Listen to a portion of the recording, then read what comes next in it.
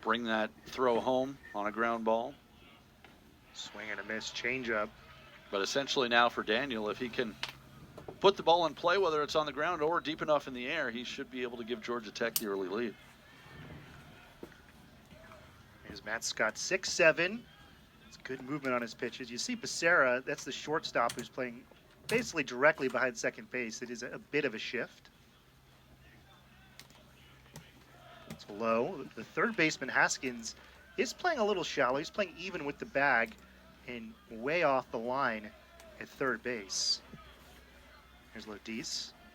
Not wasting any time. First pitch of the game, doubled it off the wall and left. And he hit the ball well. I didn't think he crushed it. That one carried pretty well. 2-1.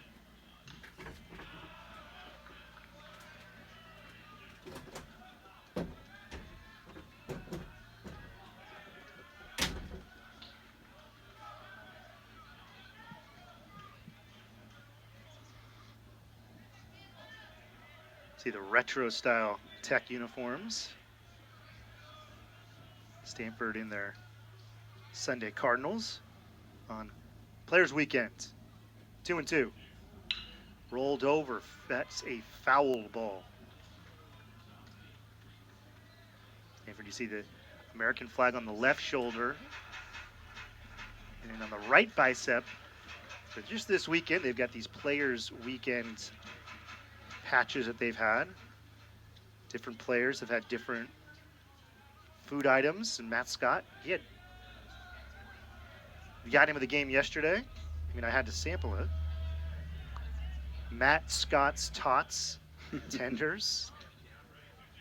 2-2, drilled foul. A homage to one of the great episodes in comedic in television, comedy TV history of The Office, Scott's Tots. I'm assuming from your laughter you saw that one. Oh, right? yeah. Oh, yeah. I'm impressed when these young college kids are well-versed on the classics like The Office. Yeah, excellent Tots, excellent tenders. I had never had tenders with Tots. And Matt pretty much blew my mind. Here's the 2-2 in the dirt. Nice block by Somm. He's such a good defensive catcher.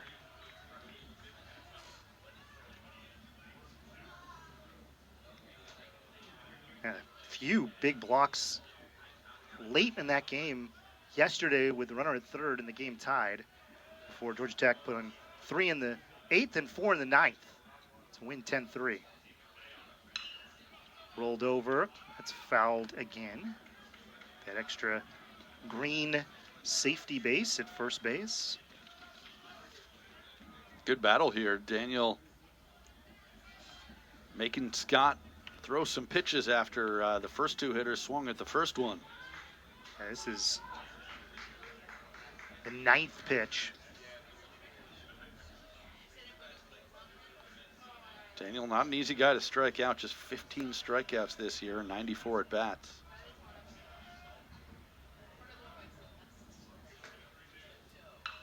This is hit high down the line. Long run for Marsh, and he makes a sliding catch. It'll be a sacrifice fly as Lodi scores easily, and Georgia Tech leads 1-0. Yeah, that was a nice play by Marsh. He had a long way to go, got a good jump on the ball, stuck with it, and the run does come in. But by making that catch, it goes a long way toward preventing the big inning. 2 outs and nobody on. It's not the number one statistic that I think you or I would think about, but that's the 28th sacrifice fly this year for Georgia Tech, and that would tie Clemson, who's playing Cal across the bay, for the most in the country. Very good situational hitting team as well as Hernandez. 326 batter, second baseman, with 9 home runs, 41 RBIs in the box. That's interesting. I was talking to some of the people with the Georgia Tech staff. I want to know. It's high. I mentioned Clemson's playing over at Evans Diamond in Cal, and they're going to be on the same flight home. And take a red eye, and Clemson's about a 2-hour drive from Hartsville Airport in Atlanta, and Georgia Tech's about a 10-minute drive, depending on traffic. 2-0. Clemson's softball team is playing right behind us at Stanford Stadium, the football stadium. The softball field, which is beyond the left field fence here at Stanford, is being totally redone. So they're playing this season at the football stadium. 2-1 count to Hernandez. Lines this ball over to leaping Becerra in the left field for a base hit. Well, Hernandez just keeps on hitting. He's having a terrific freshman season. Batting now .333 after that single. Yeah, Hernandez gives way to Carson Kearse, who's had a big hit yesterday, a 2 RBI single that kind of put this one away. He's batting .380, no home runs, 25 RBI. First pitch strike in there from Scott. Christian Lim, starter for Stanford, give up just 4 hits in 6 innings to this potent Georgia Tech offense. Yellow Jackets basically had to manufacture their first 3 runs of the game. Strike called. Even this inning, lead off double, fly out, there's a run. Yeah, and as we talked about, 1 through 9, obviously the top few hitters have a lot of the power in this lineup, but they're all going to give you a tough at bat. Off goes the runner, and kind of a emergency swing. Kearse fouls it away.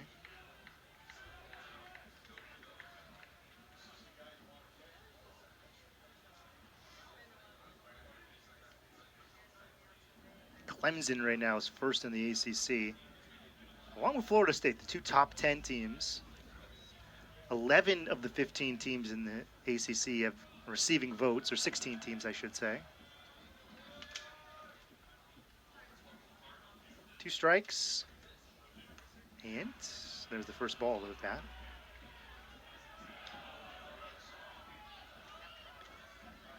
Some interesting scores. Wake Forest is beating Florida State 17-2. Oof.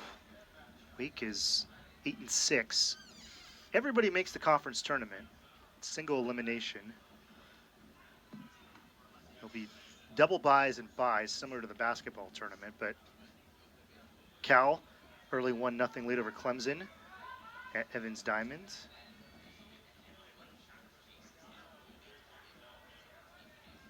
One and two count.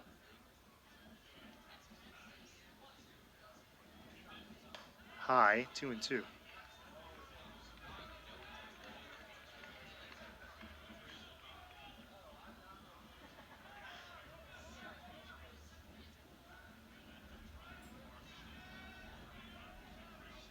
Stanford will play UC Davis tomorrow.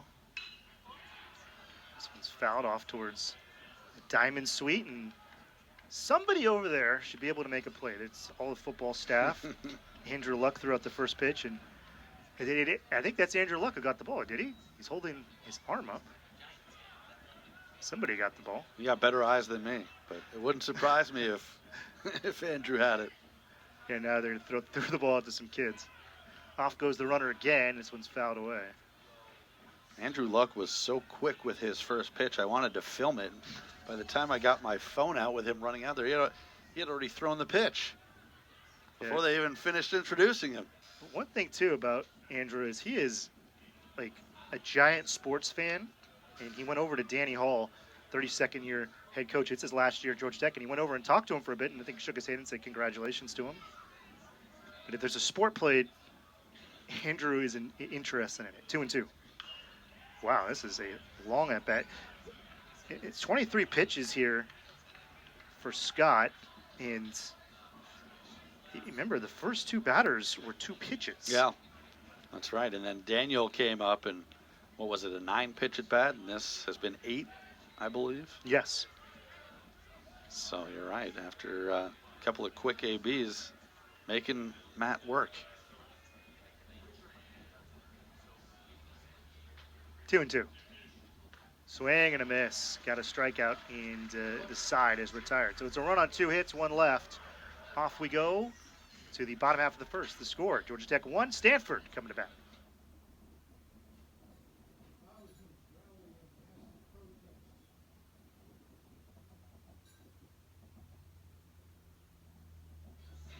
Now back here at Stanford, Georgia Tech 1, Stanford nothing, as we set up for the Stanford lineup. Trevor Haskins leads things off at third base. By the way, here's that first pitch from Andrew Luck again, Ben. Look at this, 1/1000. He was there for 2 seconds. I'm glad that our photographers were more alert than me and actually got the pitch. I missed the delivery. I got the second half of the pitch on my phone. And you see, even after he put the ball in, he was running over to Danny Hall to say, congrats on your career. But I was surprised, too. I thought he was going to go all the way to the top. I mean, he had a glove. Yeah. You know, those former athletes, when they retire, they're done. He doesn't want to loosen up the arm anymore. Yeah, I don't know. Maybe he doesn't have the arm to get it from the mound to the plate. Something tells me that if he really wanted to, he'd be able to do it. Yeah. I'm kidding for those of you on the Trevor Haskins, batting .333, leads things off. The senior third baseman. Tatum Marsh is a number 2 hitter in right field. Rentaro Sasaki, the freshman sensation from Japan, 4 home runs in the year. Jimmy Nadai, the junior sensation from Australia. Timo, he's the number 4 hitter at second. Timo Becerra bats 5th at short. Luke Lavin gets the start, his 6th of the season as the designated hitter. He played yesterday, just his 3rd pinch hit appearance, as the first pitch from Caden Spivey is off, and it's 1-0. Court McDonald starts in left field. He bats 8th, and Ethan Hott is a center fielder. He bats 9th. He's batting .359. Chopper right back to Spivey. Throws to first. Did he stay on the bag? Yes. Giesler did. And there's one away. Caleb Daniels in left. Drew Burris in center. Parker Brocious is the right fielder. Carson Kersey around the diamond left to right. Kyle Ledis. Alex Hernandez. Let's take another look. Yeah, he's on the bag. John Giesler at first. Vaughn Lackey is the catcher for Caden Spivey. 6'2", 195. A transfer from Notre Dame. 1-0 record, 3.07 ERA, and 7 appearances. Just 2 starts. He's only thrown 14 2/3 innings. His last start was a midweek start March 4th against Kennesaw State. First pitch swinging. Ooh, nice job by Kersey, the third baseman, showing off his arm, not in time, and the ball gets away as Marsh digs towards second. So that's going to be a base hit, E5, and Stanford's got a runner at second. Yeah, Kersey did a nice job fielding it. Not an easy pick over there at third base, but he had to go back on the ball and, as you said, show off his arm. Take another look at the throw. And at this ballpark, with all the foul territory, if it gets by the first baseman, you got to be careful. It might be a 2-base error. Fortunately for Georgia Tech, it only ends up being a 1-base error. But a runner in scoring position now for the Cardinal. Yeah, I was thinking the same. And Marsh, when he went through first base, kind of gave the safe signal. I think the first base coach was telling him, go, go, go. Because it can be a 2-base error. A lot of foul territory. Taro Sasaki comes up. First pitch is high. Pretty huge shift with Alex Hernandez, the second baseman, is playing that softball short right fielder position. 1-0. That's, ooh. Stanford bench is, I think, quite surprised they called that a strike. And Sasaki went around.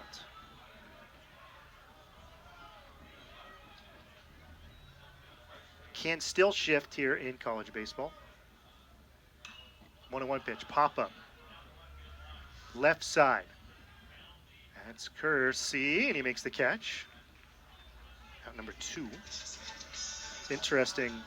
Sometimes with like the super coverage, if you will, in terms of the really exaggerated shifts, sometimes Georgia Tech would leave Lodis, the shortstop. Sometimes they had the third baseman on that left side. Here's Jimmy Nadai. Got on base 3 times yesterday. Ben, do you have any strong feelings? I'm going to put you on the spot. This isn't scripted. This isn't first take. Any strong thoughts on the getting rid of the shift in Major League Baseball? Oh boy, this could be. We could talk about this all game. You know, my initial thoughts are that I was not a fan of it at first. I didn't like it, but I think it's worked out okay, and it hasn't really changed the game too much. And it swings through the pitch. You'll see teams, I mean, in the big leagues nearly shift. Obviously, you can still bring your shortstop almost across the second base bag, just not quite, or vice versa. It hasn't made as big of a deal as I've thought, and I guess it is nice to still have some holes on the infield. But I've always been of the belief that, you know, you've got 9 fielders, put them where you want. And, you know, if you want to shift, leaves an opportunity for the hitter to go the other way. And if they can do it, great. If they can't, that's their problem. What about you? I'm in the same boat. 1 and 2 drilled right at the third baseman. And the inning is over. Nice active inning for Carson Kersey. 1 hit, 1 left, 1 error. And off we go to the second. 1-0, Georgia Tech.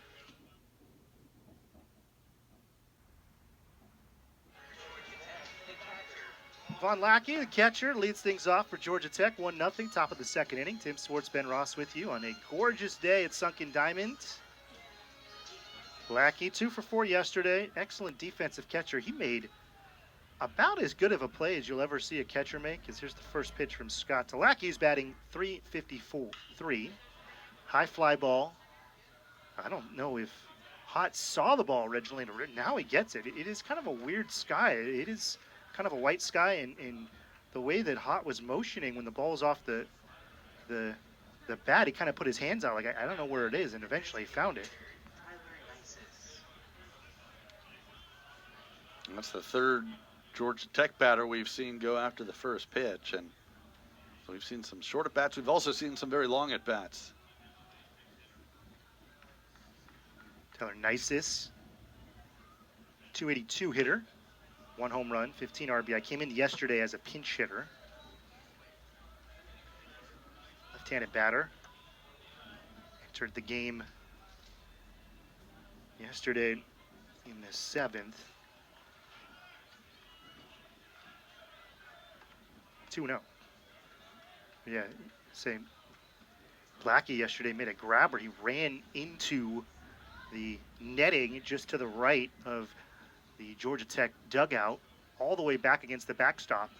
Had to run a long way in I think, again, I have not seen every single college baseball stadium. There's 299 of them, but I've talked to people that have seen a lot of them, and they all agree this is maybe by far the most foul territory. Here's a 3-0. That's a walk, especially behind from home to the front row. It's about 70 feet. And most other places, most major league ballparks, it's not that much space. So 4-pitch walk. And Nisis, who is 3 for 3 stealing bases, is at first. Here's John Giesler, the first baseman. Mentioned, I didn't want to call him out, but he has the lowest on base percentage of any starter, and it's still .390.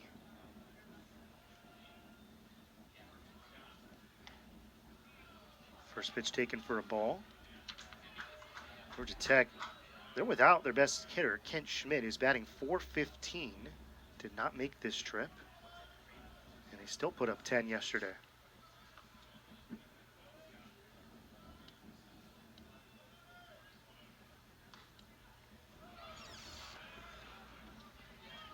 One and one.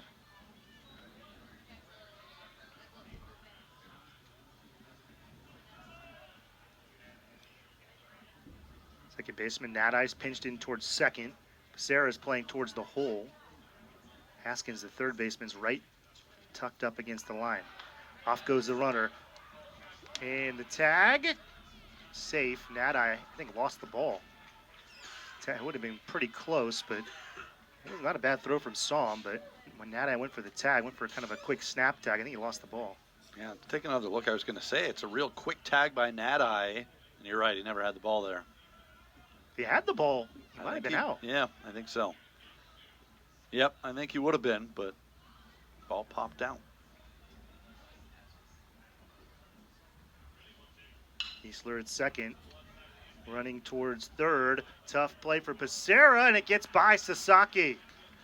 Ventaro could not handle the hop, and there's the second run for Georgia Tech as Giesler gets the second as well. Well, it's a tough play, and there's a lot of action right in front of Becerra, too, with Haskins crossing, the base runner, Nice's crossing. We'll see how they score that, if it's a hit and an error or just a straight error. Yeah, Sounds like it'll be hit and an error. You hit an error, so base hit, E5.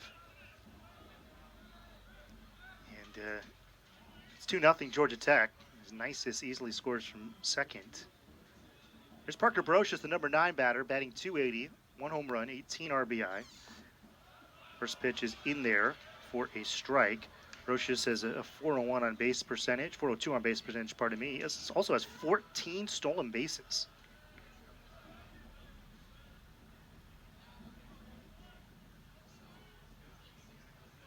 Into the weekend, 6th in the ACC in steals. Line drive to the second baseman. The dive from Nadi, not in time.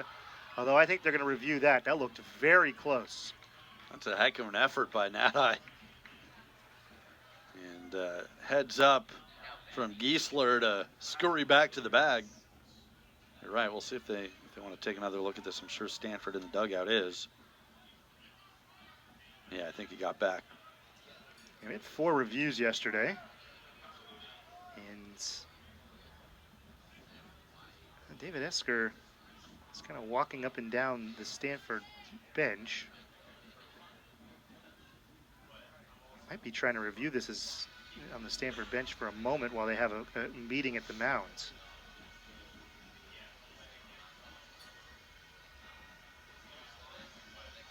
Just a runner at second, top of the second. 2-0, Georgia Tech leads Stanford. Unearned run here in the top of the second inning.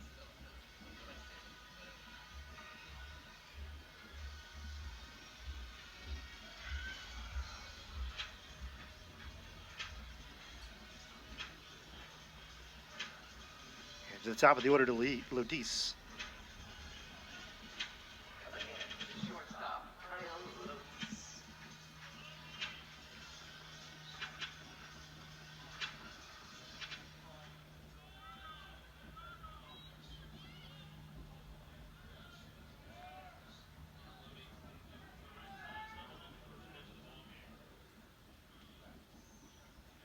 First pitch to Lodis. First pitch swinging again. Drills this ball deep left field. And this one is way out of here. A first pitch double. And now a first pitch home run. And it's 4-0 Georgia Tech.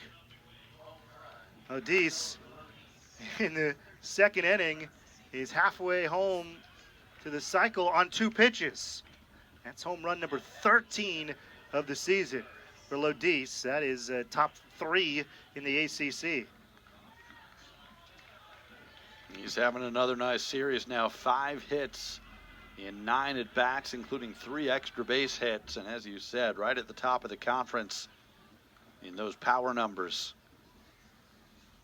It easily cleared those oak trees that surround Sunken Diamond. If you've ever been here to Stanford, those trees are not small. Lodis just hammered that one. Drew Burris trying to go back-to-back. He took a giant swing. It's 0-1.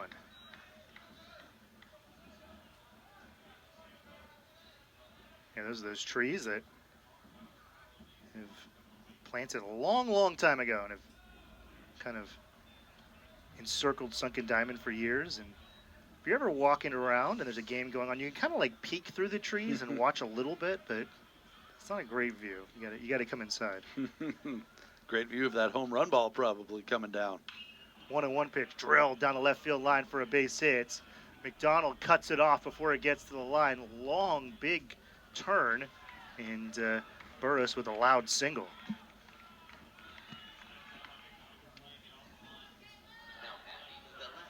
It's not quite. I don't know what they call the area. The knot hole. AT&T Oracle Park or whatever where they're calling that ballpark this year. But right field you can watch for free. I think I went once. It's not quite that, but it's kind of similar. It's at Oracle Park now, right? Yep. Still Oracle for the time being. And it's like the 5th name they've already had. Caleb Daniel is the batter. First pitch is high and away. It's 1-0. Yeah, what have we had there? Started as Pac Bell Park, right? SBC, AT&T. AT&T. Maybe now it's just Oracle. Yeah. The first non-phone company. Because Pac Bell kept getting bought. Right.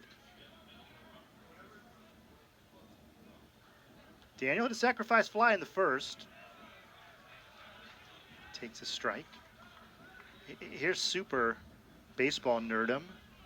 Sacrifice fly does not count against your batting average, but it does count against your on-base percentage. Oh. I forgot about that. I think I had heard that a while, because I knew it didn't count as an official at bat. But I guess it does as a plate appearance. And two, for those at home too, so like Burris came up, runner at second base in the first inning. It was Ladis. Ladis went from second to third on a fly out, but that is not a sacrifice fly unless they score a run. For you at home that are fellow baseball scorekeeping nerds. 2-1.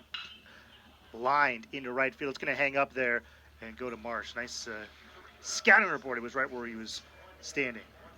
So it's 3 more runs for Georgia Tech, and they lead 4-0. Bottom of the seconds coming up next.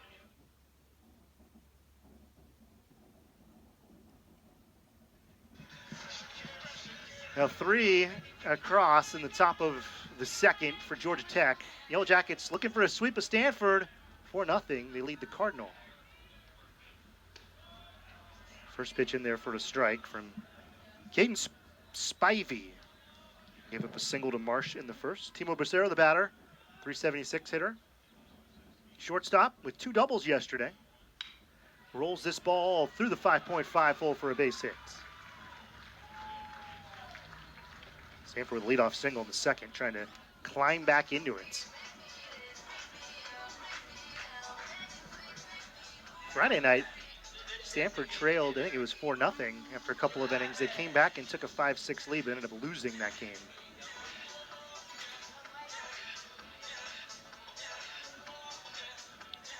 Here comes Luke Lavin, part of Players Weekend. They all put their nicknames on the scoreboard. Luke Lavin goes by Young Wavy. First pitch swinging. This one, it's going to stay fair. Down the line, base hit. Becerra gets to third.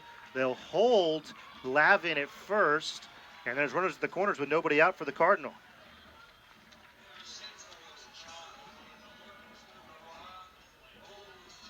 And now it's the Cardinal coming out aggressive with the bats early in the count, and feels like the type of day where we might see some more runs. Warm temperature, wind blowing out. Stanford trying to get right back into this one. Good opportunity here.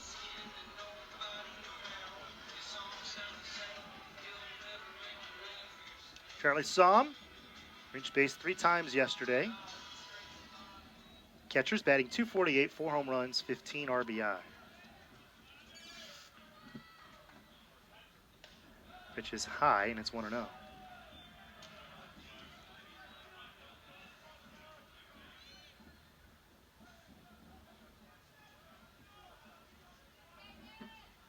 Normally, in the bottom of the second inning, you would happily trade an out for a run, but the way that today is shaping up, Stanford needs to put some crooked numbers up there.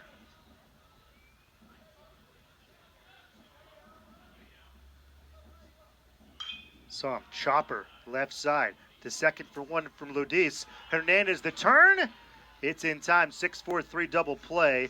Becerra scores, but ends up being a double play. No RBI for Somm, and Stanford trails 4-1.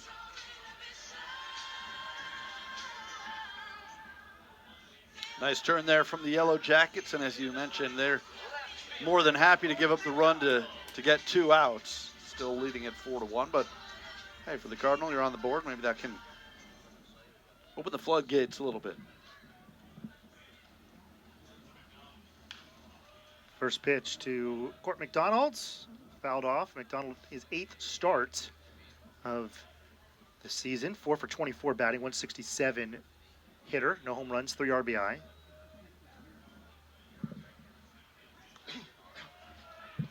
Very good hitting lefty who's a sharp fielder.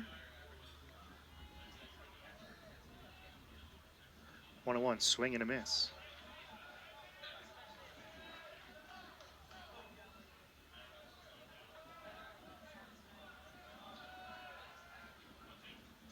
One and two, rolled foul.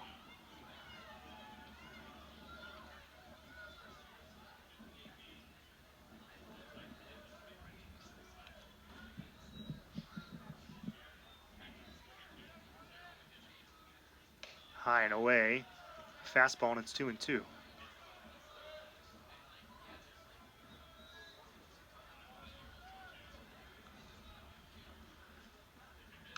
Pop up, foul ground. It's a long run, and well, that's going to stay in play. Again, a lot of other places, that's just a strike. Foul ball here. It's an out. Stanford gets one across. Ben Ross has the third for you in a moment. Georgia Tech leads 4-1.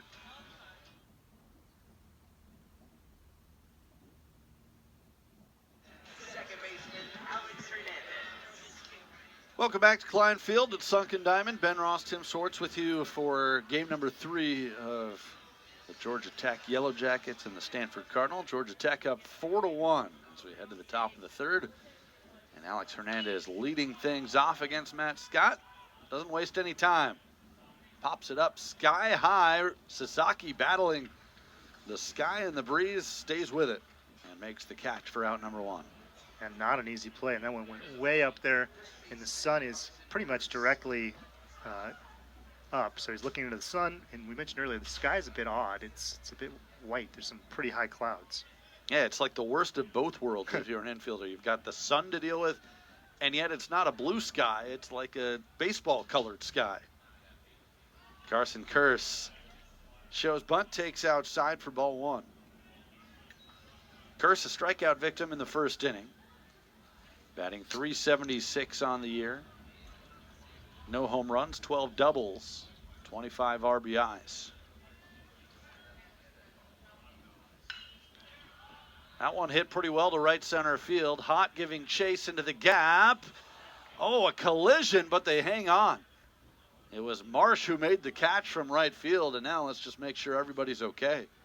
And it appears they are.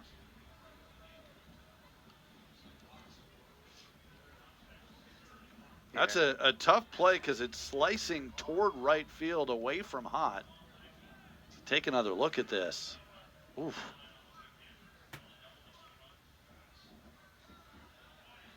Fortunately, it looked like Hott was at least able to sort of get his arms up and protect himself a little bit. So now with 2 outs, Vaughn Lackey steps in, takes just outside for ball 1. Normally, it's a great point too, because the ball was slicing away towards freshman right fielder. Normally a center fielder would take charge, but that one just kept going towards right. 1-0 pitch fouled back. Tatum Marsh 6'1", 194. Ethan Hott 5'10", 190.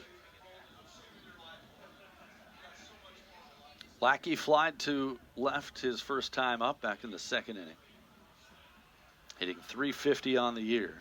3 home runs, 24 RBIs. Hit sharply and into left field. Base hit. So that's the 6th hit of the game for Georgia Tech, a 2-out base runner, and it extends the inning for the number 7 hitter, Tyler Nisis. And even some of the outs, that line drive that almost ended the second inning. That last ball that was hit to right center field, even the outs have been loud. This Yellow Jackets team averaging 10 runs per game this year, hitting .337 as a team coming into this one. Tyler Nisis steps in, takes ball 1, throw back behind the runner at first. Lackey is back in there.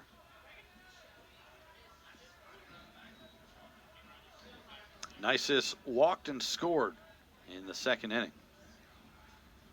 Batting .282, a home run, 15 RBIs.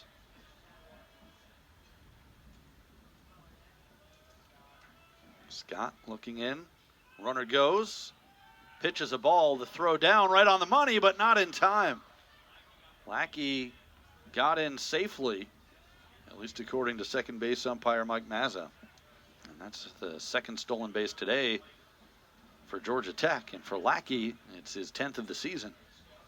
That was a good pitch to throw on, and a good throw. Lackey just beat him. And I think it was a really good slide. I think the throw was there on time. His Lackey had a great slide towards the backside of the base. He's now 10 for 11 stealing bases this year. 2-0 count, and a little lob back towards second base. Big opportunity for Georgia Tech today because they're percentage points behind Florida State and Clemson. Florida State already lost. Clemson's losing to Cal. So if they were to win and those results held, they would have first place in the ACC.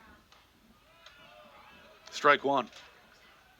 Georgia Tech 10-4 in the ACC. They're 25-6 overall. They've been outstanding on the road. 9-1 on the road so far this season. That matches the best road start in program history. 2-1 pitch from Scott. Swing and a miss. We talked about Stanford having lost 8 straight ACC games after starting 5-1 in conference. The Cardinal now 5-9. Trying to avoid a third straight conference sweep. Here's the 2-2 from Scott. On the ground to second base, fielded by Nadai. Throws to first in time, and the side is retired. So Matt Scott pitches around the 2-out single and keeps it 4-1 as we head to the bottom of the third. Back in a moment on the ACC Network Extra.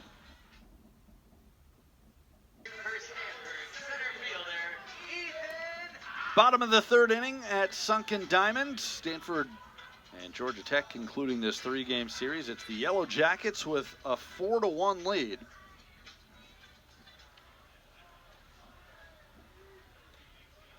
Ethan Hott leads things off, takes ball one from Spivey.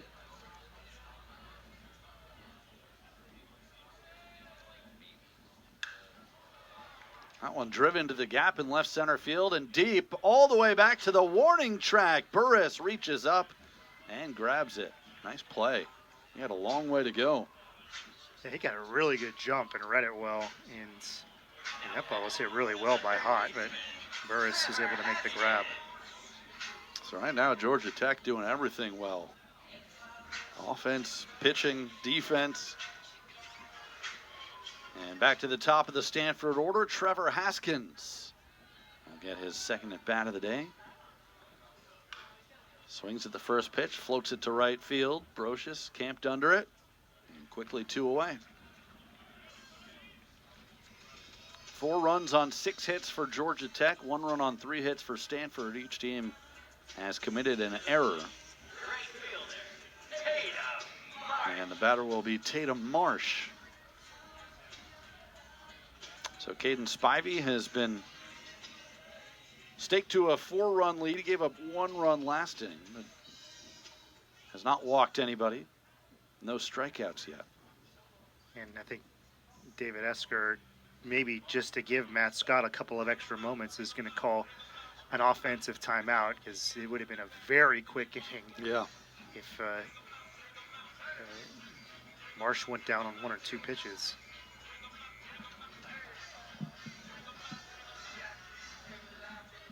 This is the first ever meeting between Georgia Tech and Stanford this series this weekend. It's empty. I mean, Stanford never played Duke before. They never played, I think, Virginia before. Yeah, you've definitely seen a lot of history with the Cardinal now in the ACC. A lot of new rivalries will hopefully form. I always like looking at the alumni of the opposing baseball teams. I think that's fun. Georgia Tech's got some good ones. Mark Teixeira, Nomar Garciaparra. Yeah. Kevin Brown, probably the best. Yeah. All 3 of those guys. So Marsh appears to be ready to go.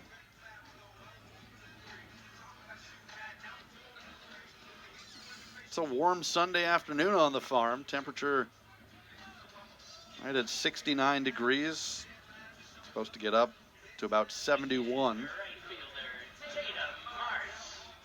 Tough to get a read on the wind. I'm watching those flags in center field all afternoon, and 1 second they're blowing out to left, the next they're blowing out to right. Right now they're just kind of swirling around as Marsh takes ball 1.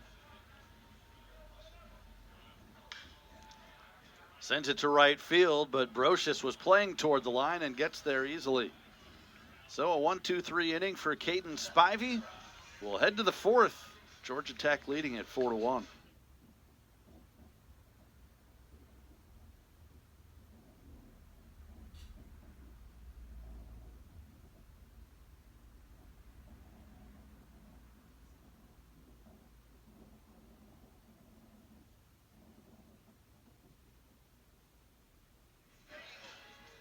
Georgia Tech leading Stanford. We head to the 4th inning. And John Giesler, the number 8 hitter, steps in against Matt Scott. He'll be followed by Parker Brocious and Kyle Lodies. 8, 9, and 1 due up for the Yellow Jackets. Strike 1 from Scott, who has thrown now 54 pitches in this game. Giesler singled and scored back in the 2nd inning. 1 for 1 today. Batting .265 on the year. Breaking ball stays high, 1-1.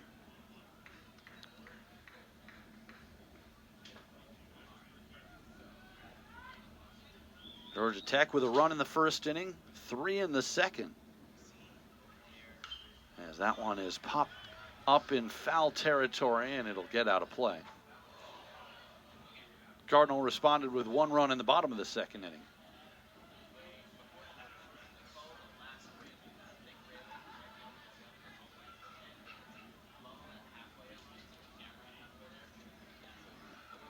Giesler, 6th-year senior from Marietta, Georgia.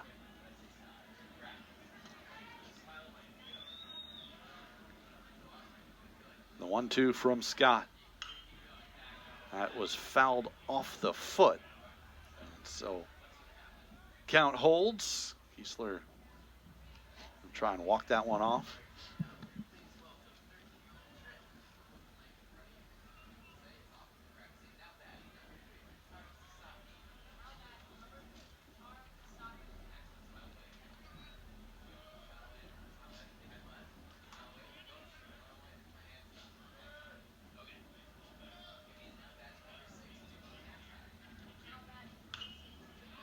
Another foul ball.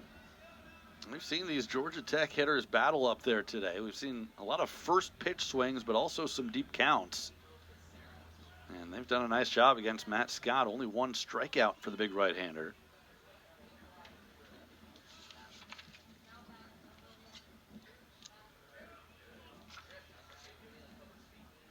Scott 4-1 on the season. ERA now at 5.60. Trying to keep his team within striking distance. Another 1-2 pitch on the way. High fly ball, playable in right field. Marsh has a beat on it and makes the catch.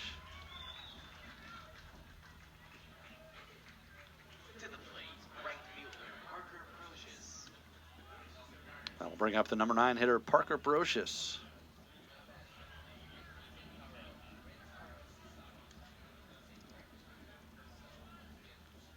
Brocious, 2nd inning, he lined the ball. Nada made a nice play on, almost got a runner at second. It was Giesler. That's a big play. He's maybe like a half beat late, and if Nada would have got there in time, that would have limited the damage in the 2nd inning. It'd be a 2-1 game instead of 4-1. That's right, because the next batter after that was the man on deck, Kyle Lodies. We've got a 2-run blast over the trees and left. 0-1 pitch to Brocious. 1-1. Brocious hitting .277 with a home run and 18 runs batted in.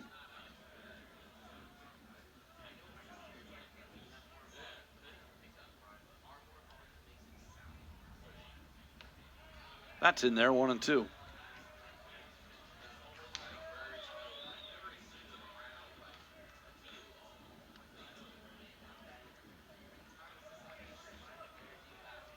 Matt Scott, one of a few preseason, or a couple preseason All-Americans on this Stanford team. It's the count now 2-2. Joey Volchko also earning that honor. And of course, Rentaro Sasaki, the preseason freshman of the year.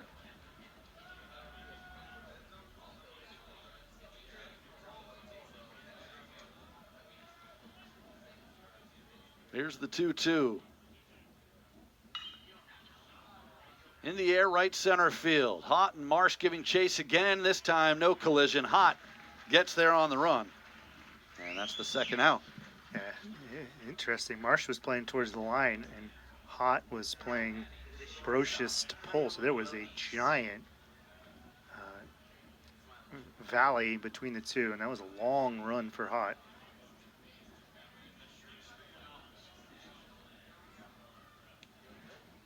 So here comes the dangerous leadoff hitter, Kyle Lodis, who launched his 13th home run of the season his last time up. He's got a double and a home run, and that's strike one. Lodis 2 for 2. Has his average up to .405 on the season, 13 homers, 44 RBIs.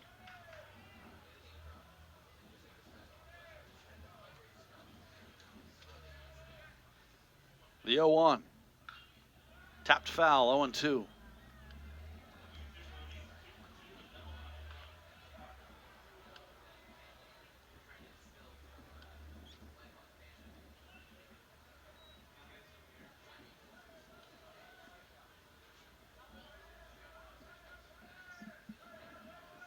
Scott looking for his first 1-2-3 inning of the day. 0-2 pitch.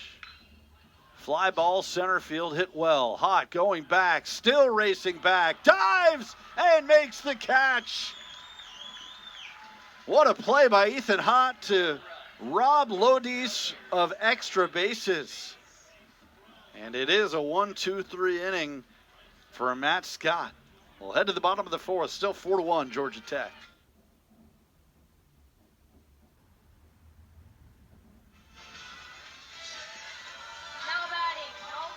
Bottom of the fourth inning at Sunken Diamond. Georgia Tech 4, Stanford 1. Ben Ross, Tim Swartz with you on ACC Network Extra. And the heart of the order coming up for the Cardinal, Rentaro Sasaki, Jimmy Nadai, and Timo Becerra.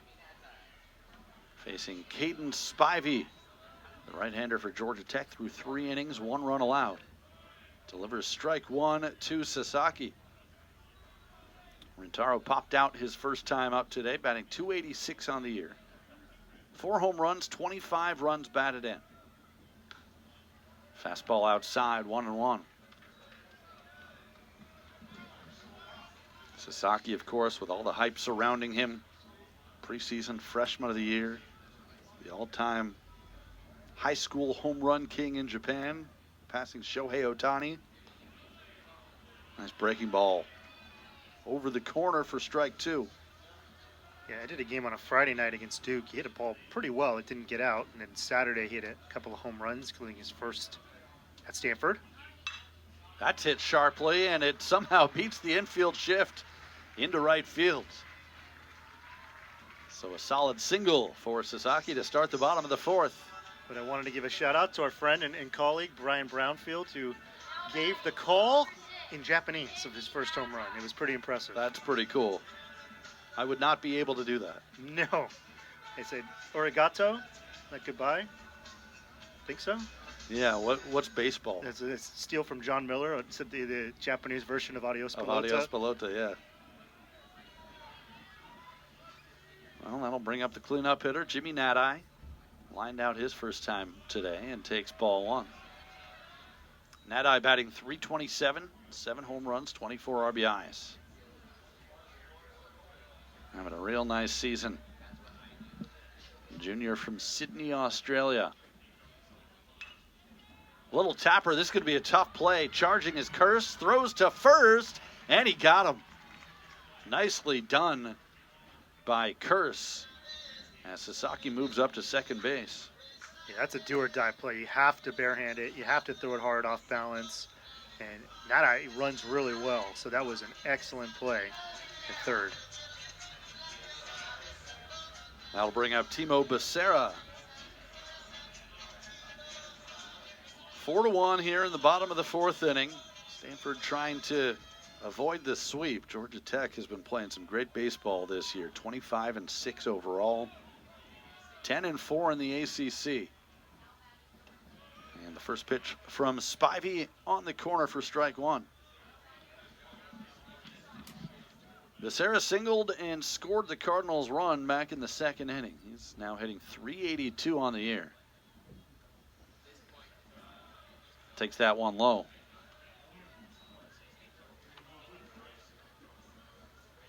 Becerra, the senior from Clovis, went to Buchanan High School.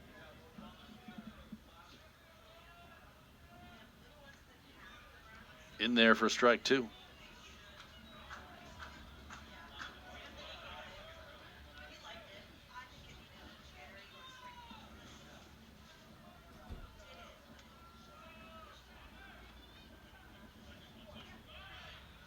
Close pitch, 2-2. I think one of the cool things about coming to Sunken Diamond is you kind of see somebody, and then you kind of blink, and it's 5 years later, and they're in the major leagues. One of the best I ever saw here was Aaron Judge when he was at Fresno State. Thinking of Clovis, Fresno area. Played a couple of games here with the Bulldogs when he was at Fresno State. Able to hold up the swing there, now 3-2. Yeah, the Central Valley turns out some great ball players. Is Aaron Judge one of them using a torpedo bat? I don't think he is actually. Maybe he doesn't need one. He figures he's had enough success. As that's a grounder to short.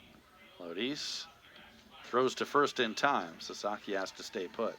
Yeah, if I'm Aaron Judge and I'm hitting 60 home runs every year or whatever it is, I'm not changing anything. Me too. Yeah, no way. I remember watching him hitting batting practice here, and he was just like, these are not small people that are on the field. A lot of these guys are, tall, big dudes, and he just looked different. Yeah. He's so much bigger than anyone else. Yeah, when you have a guy who stands out among other big athletes, that's something special. So 2 outs in the inning now. And Luke Lavin, the DH, trying to bring home Rentaro Sasaki from second. 0-1 the count. Fastball high from Spivey, a ball and a strike. Lavin singled his first time up today. He's now 5 for 17 on the season. Getting his 6th start of the year. Breaking ball just missed, 2-1.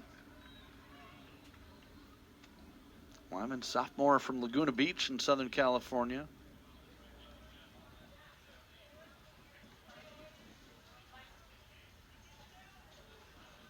Spivey has been efficient, just 42 pitches so far as he's an out away from getting through 4 innings. 2-1 pitch, swing and a miss. That looked like a cutter. It just had a lot of movement on it. He does not have a strikeout yet today, but he hasn't walked anybody either. He's pitched effectively to contact. The 2-2. There's his first strikeout as he got Lavin looking. Lavin disagrees, but it ends the inning. So the Cardinal get a leadoff single, but strand Sasaki at second. We'll head to the 5th. Still 4-1, Georgia Tech.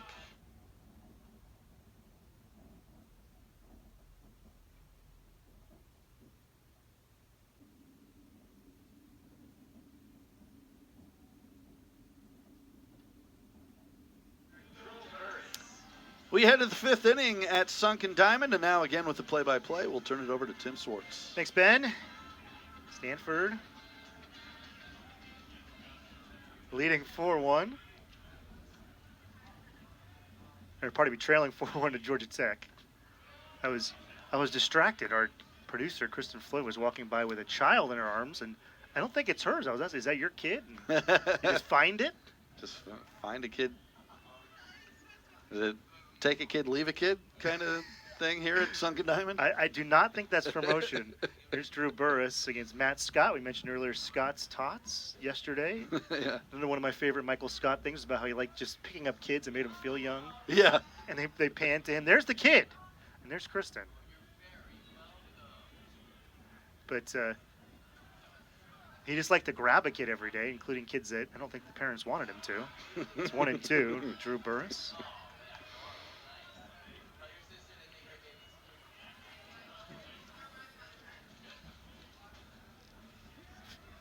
Players and fans having fun with Players Weekend. Burress did go around. He's 1 for 3, out number 1.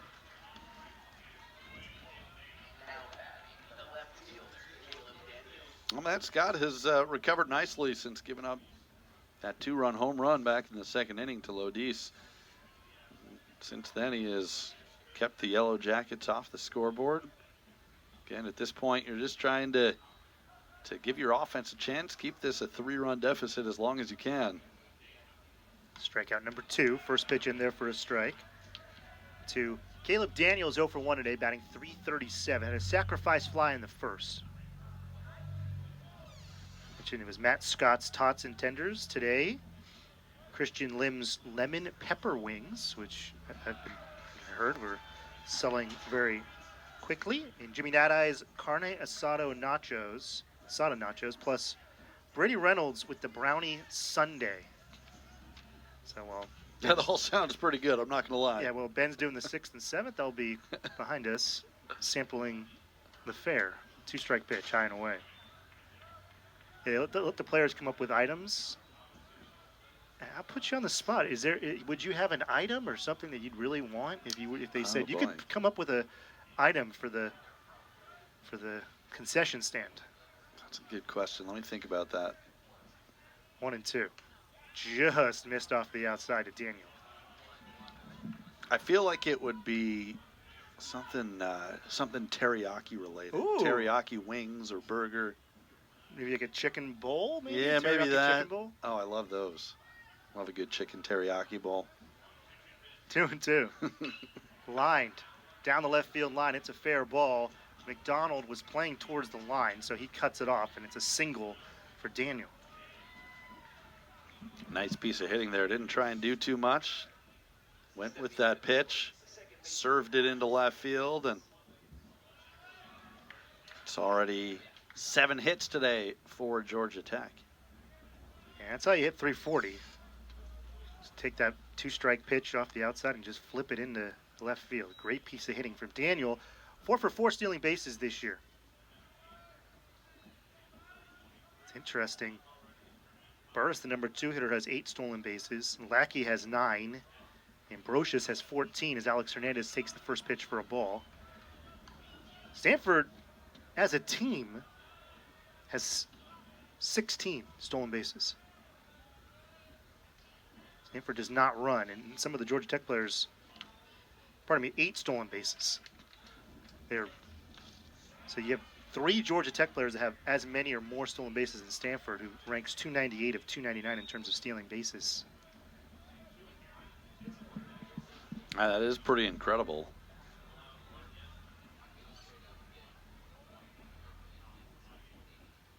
There are some speedy Cardinal players in the lineup, but top to bottom, maybe not as much as a lot of the other teams, clearly.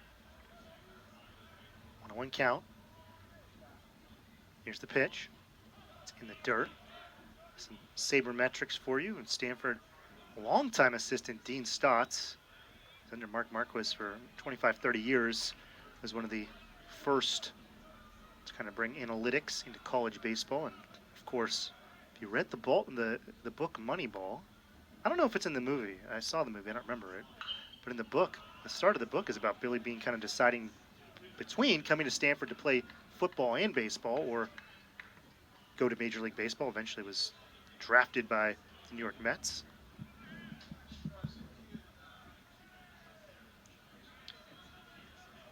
Could have been one of the great two-way players that they've had, 2 sport athletes, I should say, here at Stanford, like John Elway, John Lynch, Toby Gerhart. Tyler Gaffney could name a lot of them. Mm-hmm. 2-2. Chopped. Ooh. Off of the glove. Nadai's only play is at first, and Sasaki couldn't dig it out. Kind of an odd play. Scott had to go off of his glove, and it ends up being in the dirt from Nadai.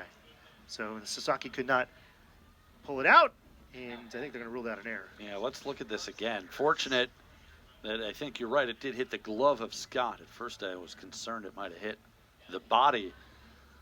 But after all that, Nadai just rushed the throw a little bit. I think probably had an initial thought of going to second base, trying to get the lead runner, and then rushed the throw to first. And now, danger time for the Cardinal. Really good opportunity for this Georgia Tech team to get a little separation. Yeah, a good point, Ben, that he had that kind of pump fake towards second, and it was kind of between himself, and it's hard to square up and throw it in time. Curse, the third baseman, takes the first pitch for a ball. It's 1-0. Stanford has action in the bullpen, a couple of pitchers throwing. They are behind the light fixture, so I can't see him. There are two pitchers. Believe me. I can confirm.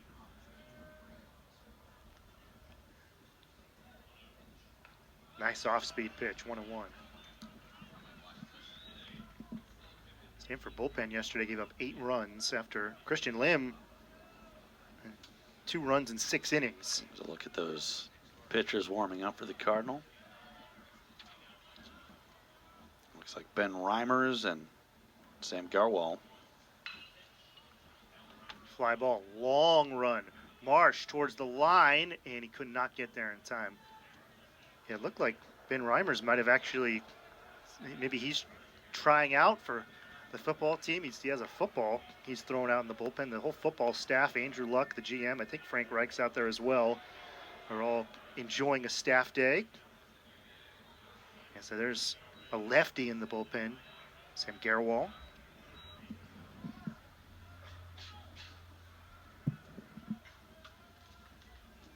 Ben Reimers was deking us all, the football. 1-2. Fly ball. Popped up, foul territory.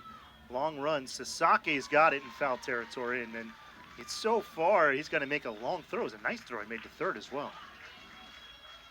It's a great play by Sasaki. We've talked about the foul territory here, and it's not an easy play to look up into that sky, running the opposite direction. And then, as you said, spinning quickly and throwing it back to third. You see Sasaki, so by, 10, 15 feet more foul territory at least. Reminds a lot of people. They call some people, including Dean Stotts, the former associate head coach at Stanford for a long time, referred to Sunken Diamond as maybe the O.co of college baseball. Mm-hmm. Rickey Henderson Field Coliseum. I don't know what it's called anymore. Much like the ballpark in San Francisco, many different names. First pitch to Lackey is low. Single and a stolen base in the third for Vaughn Lackey, the catcher. Coliseum, the former home of the Yardless, formerly known as the Oakland A's. I don't know what you were in Sacramento, Ben. The Athletics. It's like Madonna. It's like a one-word thing. I don't get it. They don't call us Sacramento Athletics. It was really, and I thought too, you were there for that opening day. It was kind of sad to see one of the quotes was from Nico Horner, who was an excellent player here at Stanford, who was with the Cubs, and he was sad. He really he grew up in Oakland. He went to high school in Oakland. He played Little League in Oakland, and was sad he was not playing in Oakland. I think that's how a lot of people feel. Whether they're Major League Baseball players or fans, or, it was weird. The whole just being called athletics thing is pretty funny, though. Just when you look at the standings or the scoreboard, it looks like something is missing. Every other team, obviously, has a city and a name. I feel like athletics. I've got YouTube TV, and it keeps saying Oakland Athletics, and I've seen other places because the systems are set up for a nickname and a city. Lackey, RBI single, runners advance. To Daniel scores, Hernandez to third. Lackey with an RBI single. He's 2 for 3, and it's 5-1 Georgia Tech. And So the Yellow Jackets make the error hurt. That'll be an unearned run. And we've talked about how good this lineup is. You definitely don't want to give them extra outs. They have taken advantage here and still not done. This might be, with Tyler Nisus, a lefty coming up and the lefty in the bullpen, this might be it for Matt Scott. Throwing 90 pitches. That's normally about how many he throws.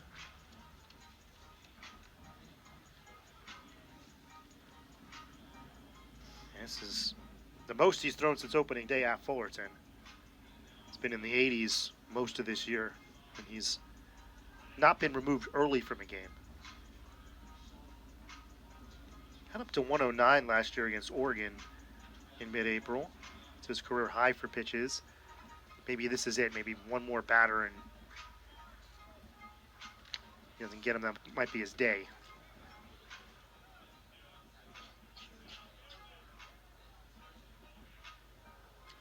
Stanford trying to get out of the top of the fifth.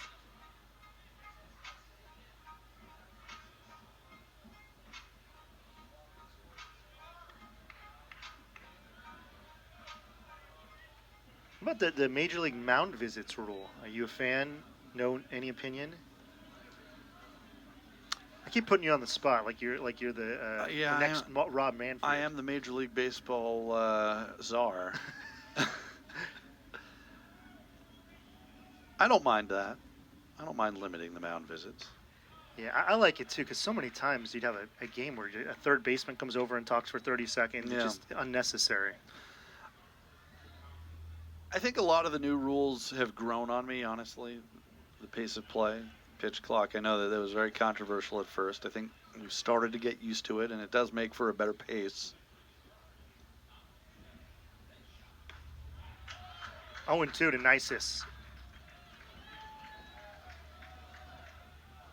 Certainly appreciate the pitch clock when I'm covering a game. when I'm working, keeps it moving along.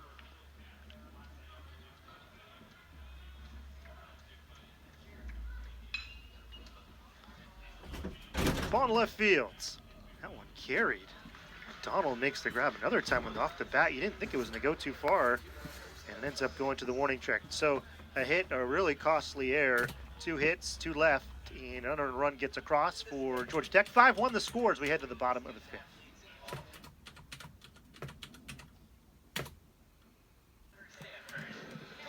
Georgia Tech has scored in 3 of 5 innings thus far. And number 25 Yellow Jackets lead 5-1 over Stanford.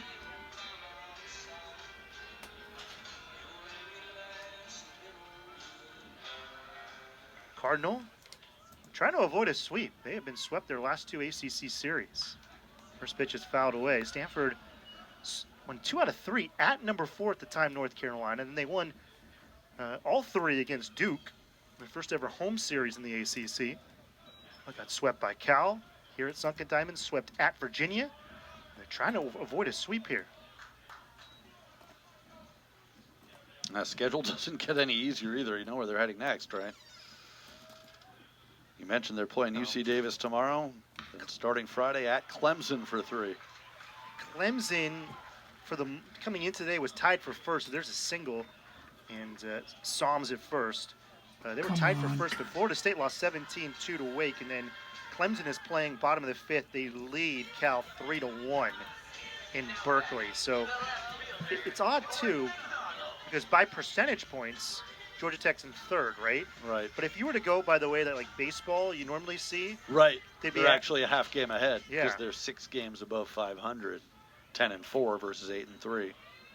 So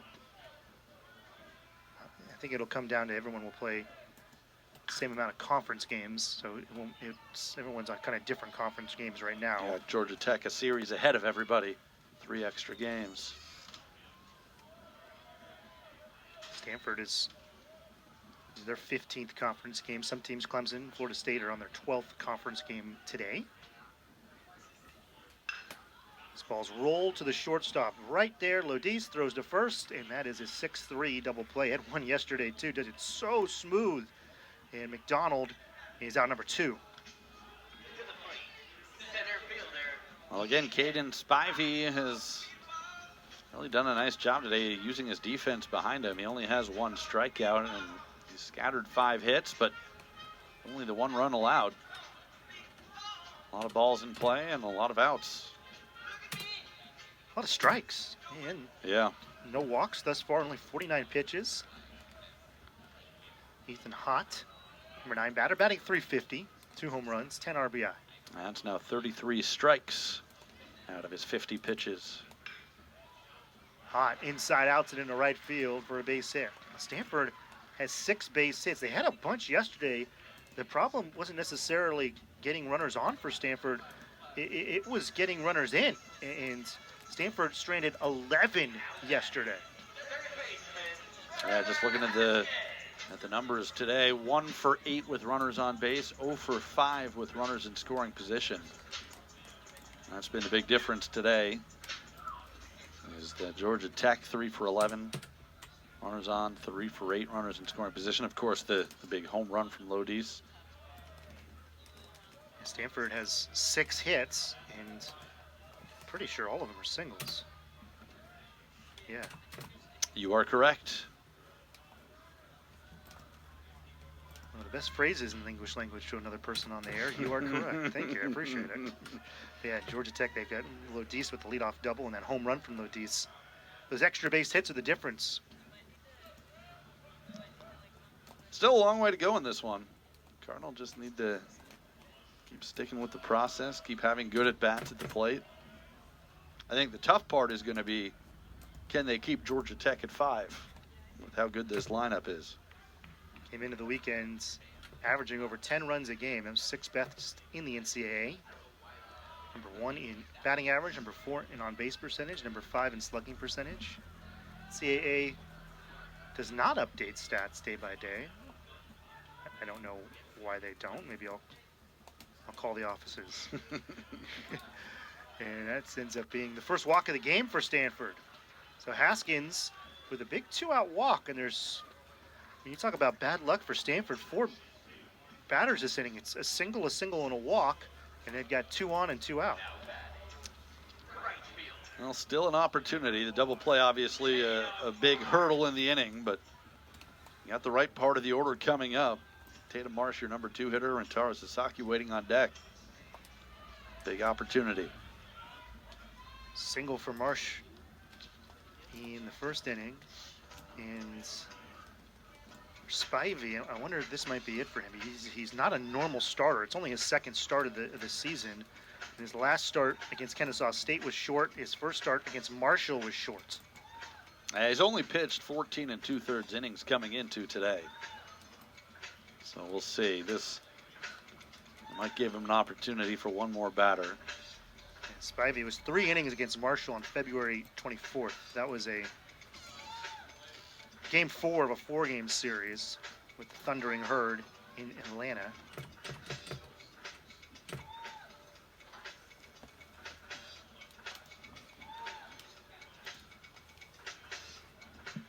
Look at Georgia Tech, what they've done this year. They scored 18 runs against, at the time, number 3 Clemson, 21 against Mercer in the midweek.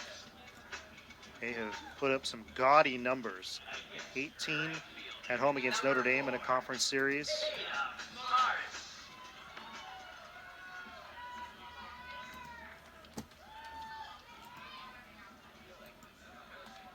A big spot here for Marsh. 1st and 2nd. First pitch, a little high.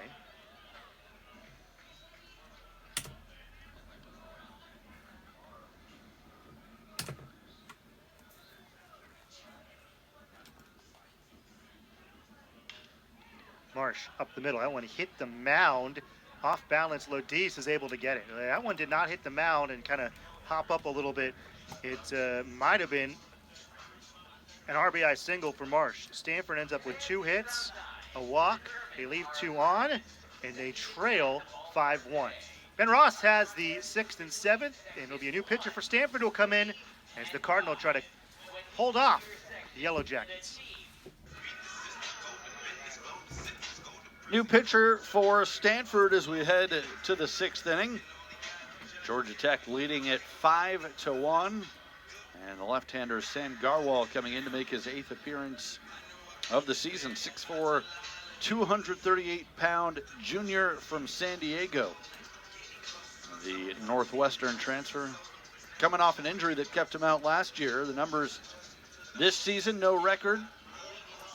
11 earned runs allowed in 12 innings of work, an 8.25 ERA, 18 strikeouts in those 12 innings, 7 walks, 13 hits allowed. And he'll be facing the 8-9-1 hitters for Georgia Tech. John Giesler, Parker Brocious, Kyle Lodis. As Giesler steps in to lead it off, and he doesn't waste any time. A first pitch base hit, splits the gap in left center. He's going to try for 2. Here comes the throw, not in time. And a leadoff double for John Giesler, who's now 2 for 3 today. Yeah, Georgia Tech, they are digging for 2 anytime the ball goes out to the outfield. And it's a good approach. I mean, just put pressure on the defense.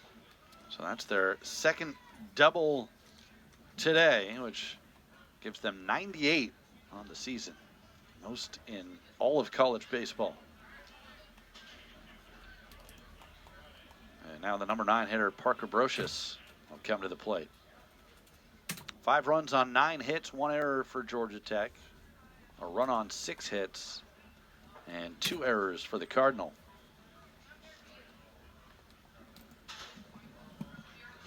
Brocious shows bunt, takes ball 1.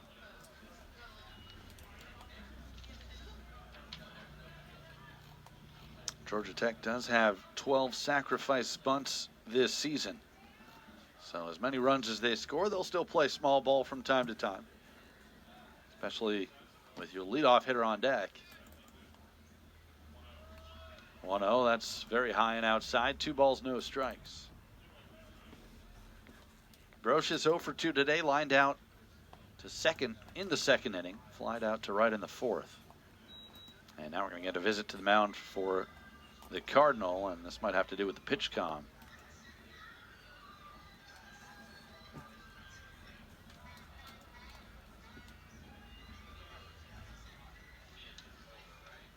Georgia Tech has led this one throughout. A run in the first inning, 3 in the second. Cardinal got one back in the bottom of the second, and then Georgia Tech added on another run in the 5th. Ramblin' wreck of Georgia Tech looking for a series sweep here in their first ever series against Stanford. 2-0 pitch, and that hits Brocious. So he pulled the bunt back, and now the Yellow Jackets 2 on and nobody out, and top of the order coming up.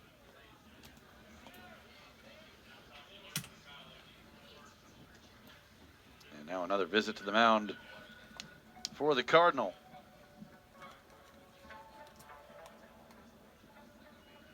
Thomas Eager, the pitching coach in his 8th year on David Esker's staff, talked about Georgia Tech's legendary head coach Danny Hall in his 32nd and final season with the Yellow Jackets. Announced he would be stepping away from coaching after this season, but he's had 38 seasons as a head coach, and David Esker 28. That's 64 years of coaching between these two. And David Esker, one of the all-time greatest coaching jobs. The 2013 Cal team that they're supposed to eliminate the program, and they ended up in the College World Series. So he played here at Stanford. He was an assistant for Mark Marquis, and he took over. And it's hard to believe it's his 8th year. I know, it feels like it just happened, right?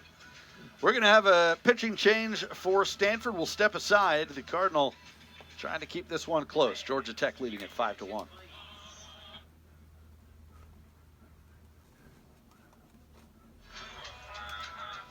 Ty Huber, the new pitcher for Stanford, making his team-high 14th appearance of the season. He's been good, 1-1, 2.57 ERA, 2 saves in 21 innings of work, 21 strikeouts, 10 walks. Tough situation here, 2 on, no one out for Georgia Tech. And the leadoff hitter, Kyle Lodis, at the plate. Already a home run and a double today. Grounder to the right side, Sasaki to Huber, covering the bag, gets there in time. So that's a big out. It is a productive out as the runners move up to second and third. And now with one out, another dangerous hitter in Drew Burris. Uber has the lowest ERA of any Stanford reliever. It was Aiden Keaton. He gave up a few runs yesterday, so he's now it's a 3.24. Uber at 2.57.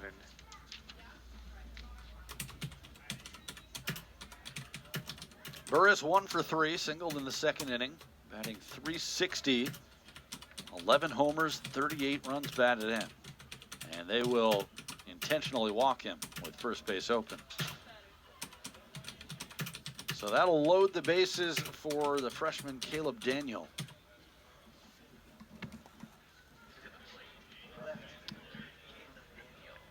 Yeah, I like most of the new rules. I actually don't like that one. Because The intentional one where you don't have to throw the pitches? Yeah, because weird things can happen. And it is a play to throw the pitch. Yeah. So I don't know. Maybe. Yeah, I think I'm with you on that. And how much time does that really save, right? Four quick pitches, maybe a minute? Maybe, yeah, probably. Probably less than a minute. Yeah. So Daniel comes up with the bases full and takes ball one. He has singled and hit a sac fly. Officially 1 for 2 with a run scored and a run driven in. A chance to add to that RBI total here. 1-0 pitch, 2-0. Giesler on third, Brocious on second, Burris on first.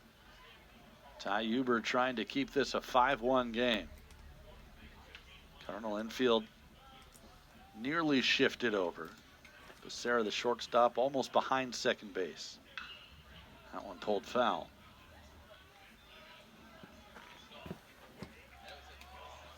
Mentioned Daniel, a freshman from Cartersville, Georgia. As you'd expect, a big majority of this Georgia Tech roster from the state of Georgia. Here's the 2-1. In there, right at the knees, 2-2.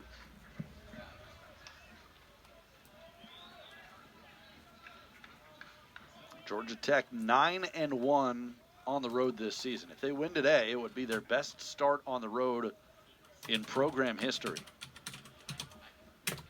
2-2 pitch. In the air, hit well to right field. Marsh looks up, and it is gone. A grand slam for Caleb Daniel, and he's blown this game open. It's 9-1, Georgia Tech.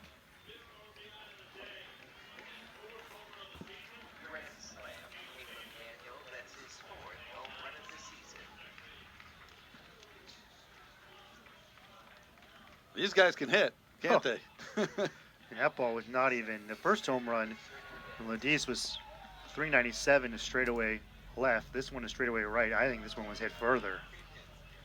Take another look at this. See the location down and in, and for a lot of left-handers, that's right in their wheelhouse. Yeah, low and in to a lefty from a right-handed pitcher. It is very hard to get them out like that. Alex Hernandez takes strike one. So Georgia Tech, they average 10 runs a game. They've got 9 now, and they're in charge. 9-1 here in the 6th inning. 1-1 on Hernandez. Well, this Yellow Jackets team, we've talked about their lineup, obviously, but their pitching's been really good this year, too. They came in today with a 4.04 team earned run average, as that one swung on and missed. But you don't get to 25-6 just hitting. It's a good all-around team. And as we've talked about, they're right at the top of the ACC. 10-4 in conference play.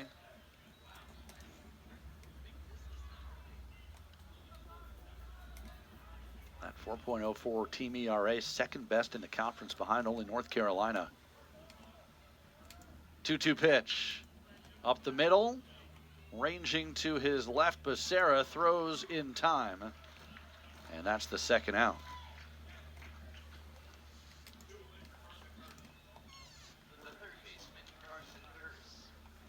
That'll bring up Carson Kearse, the number 5 hitter.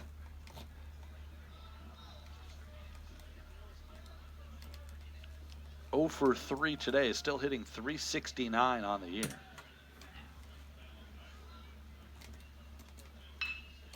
And there's his first hit of the day. Didn't waste any time. First pitch through the opening on the right side of the infield. That's the 11th hit for Georgia Tech.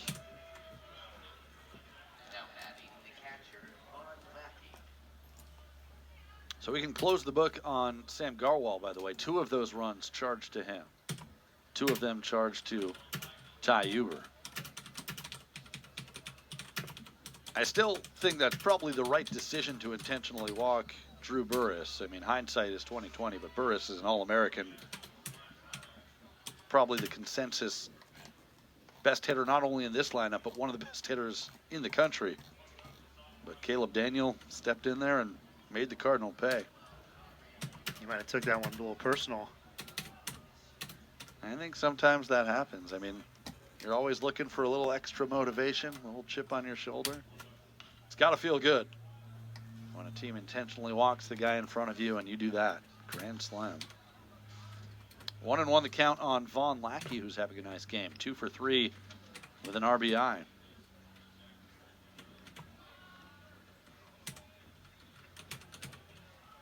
Lackey has his batting average up to .361. 3 home runs, 25 RBIs. The 1-1 from Huber. Low for ball 2.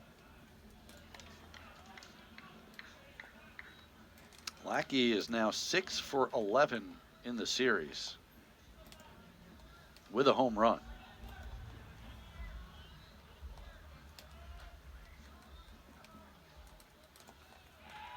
What a pick behind the plate by Som. Tried to throw behind Kurz, who dives back. 3 balls and 1 strike. Tyler Nisis would hit next. 4 runs home in the inning on the grand slam by Caleb Daniel.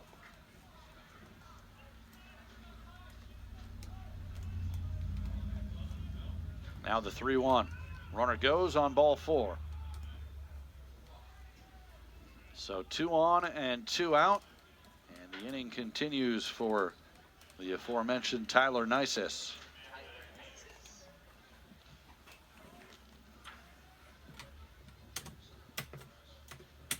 Third walk issued by Stanford pitching today. Of course, one of them was an intentional walk.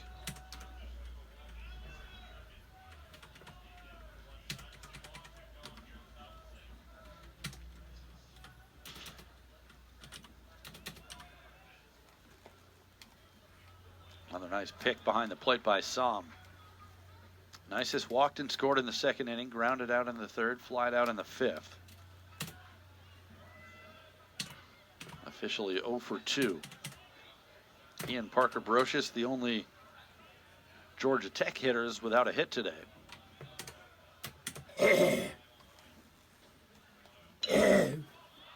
Little pop up into center field. Hot drifting in. He's there, and that will end the inning. But the damage done on one swing of the bat by Caleb Daniel. A grand slam, his 4th home run of the year. And at the end of 5.5, Georgia Tech leads it 9-1.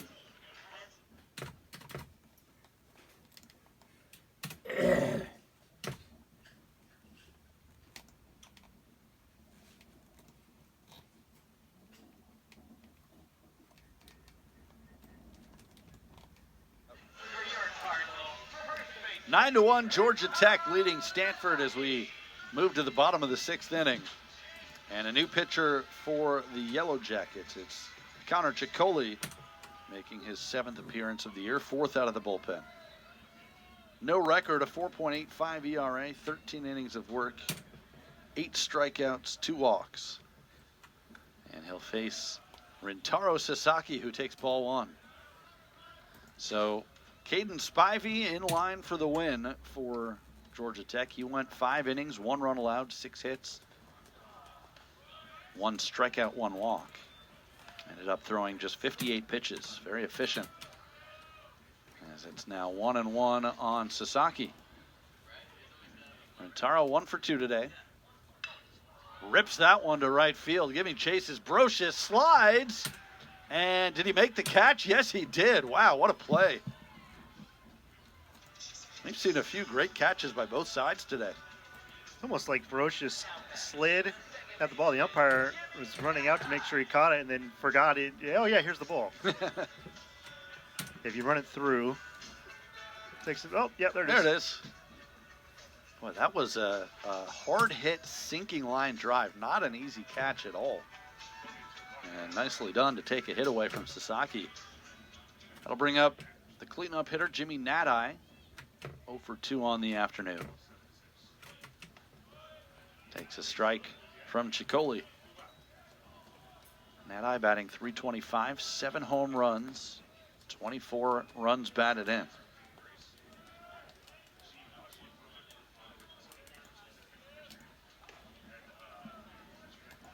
One and one. 6 of Nadai's 7 home runs have come in conference play.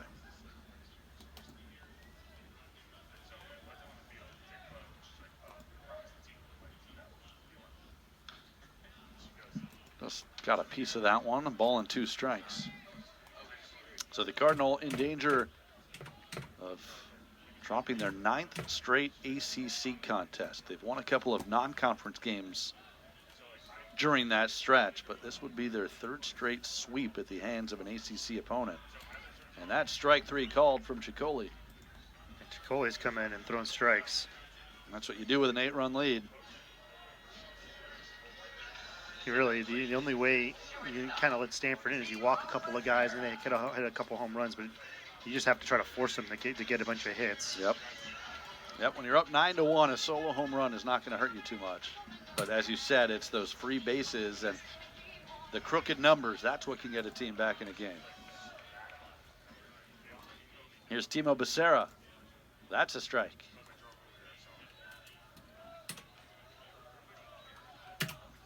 Well, despite this this rough stretch for Stanford, as we mentioned, they're still 17-11 overall. They are 5-9 in conference play, as that's outside. They'll have another game tomorrow, a non-conference game against UC Davis. That's a 6:05 first pitch here at Sunken Diamond. They'll look down to first base, but no swing. And as we mentioned, doesn't get easier next weekend, heading to Clemson, who is also atop the ACC right now. 29-5 overall, 8-3 in conference, and leading Cal at last check. Cal's the way. Cal's rallying. They're down. Heck, they just tied it up, actually. Oh, okay, 3-3. So yeah, they were down 3-1. They scored a couple of runs in the 6th, and yeah, if Cal were to win that one, and Georgia Tech holds on to this 9-1 lead, they would have, by percentage points, they'd be in first place. They'd be in first place by any metric you use. That one fouled off. Yeah, if Georgia Tech wins today, they improve to 11-4 in conference play. Florida State has already lost today to fall to 8-4. Clemson currently 8-3.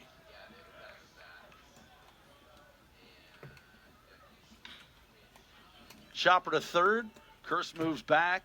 Long throw across the diamond, picked out nicely by Giesler. And it's a 1-2-3 inning for Ciccoli. We'll head to the 7th inning from the farm. It's 9-1 Georgia Tech.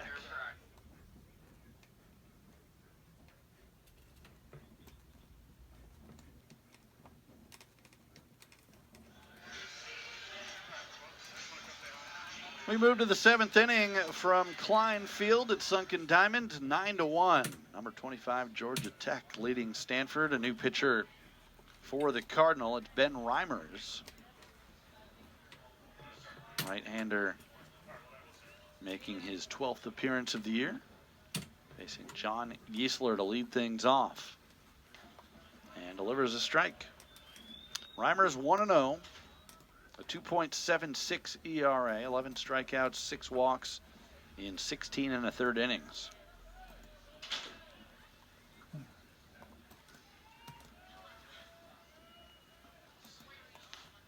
Check swing. He went around 0-2.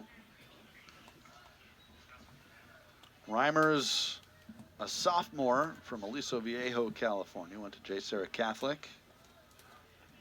6'3", 210 pounds. Ahead of Giesler. And a good take there, 1-2.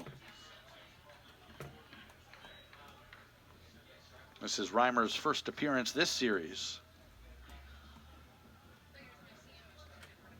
Giesler having a nice day at the plate, 2 for 3 with a couple runs scored.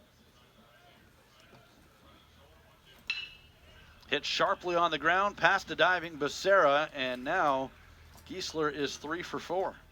A leadoff single in the top of the 7th. And for Stanford too, I mean, you hate to say it, but it's reality. You gotta try to avoid being run ruled. It's a fairly new college baseball rule.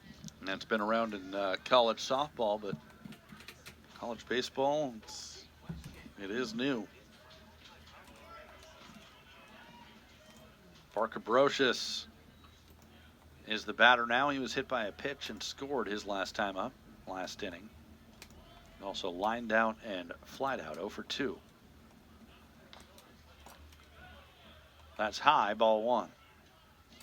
9 runs on 12 hits. 1 error for Georgia Tech, 1, 6, and 2 for Stanford. Brocious, a .274 hitter, home run, and 18 RBIs. Hit sharply to center, and that's going to get down. Hott plays it on a hop. Giesler moves up to second, and now 2 on, nobody out for the top of the order. And the last 2 batters for Georgia Tech have gotten on base 6 of 8 plate appearances.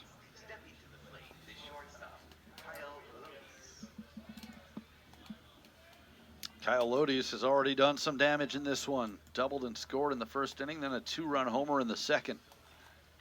Junior is 2 for 4 today, hitting just under 400 on the season, 398. Leads the team with 13 home runs and 44 runs driven in.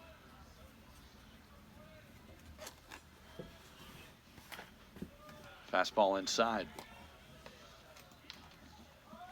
Lodi's a mid-season All-America selection by Perfect Game. Out of Brunswick, Georgia.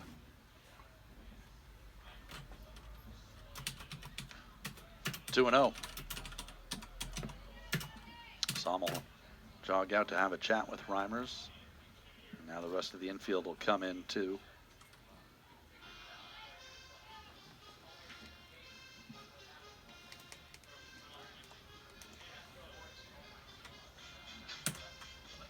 Georgia Tech has run ruled a number of opponents this year. Just looking through their schedule, we beat Marshall 12-1 in 7 innings, Western Michigan 14-1 in 7. Then the next day, 13-3 in 7. Tim mentioned that their last game before coming here to Stanford was a home win over Mercer, 21-5 in 7 innings. They put up 18 runs on Clemson. So we'll see if they can get a double-digit lead here in the 7th inning. You know, Lodi's is looking to pad that RBI total.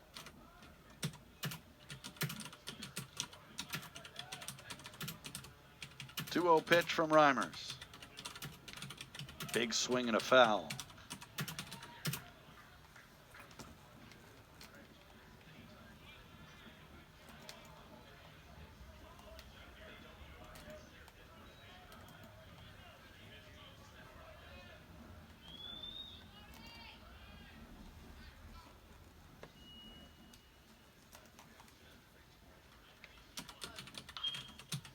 Popped up. Foul territory, long run for Haskins. Is he going to have room? No, he's not. Into the first row over the Georgia Tech dugout. And that evens the count. 2 balls and 2 strikes.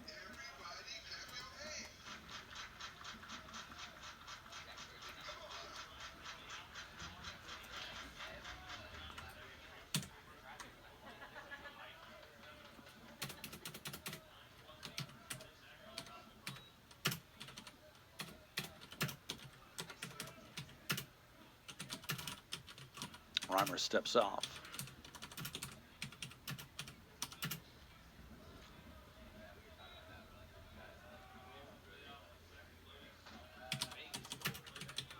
Believe it or not, Georgia Tech was only picked 10th in the preseason ACC poll.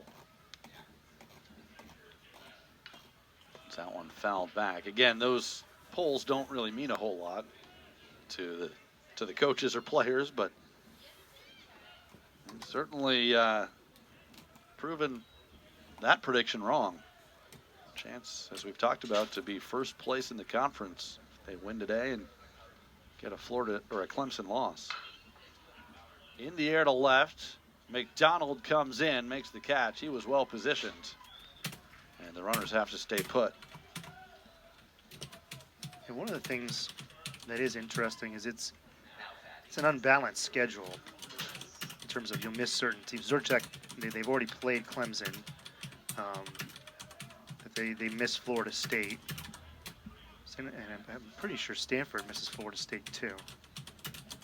Stanford still has a non-conference weekend series too at Grand Canyon.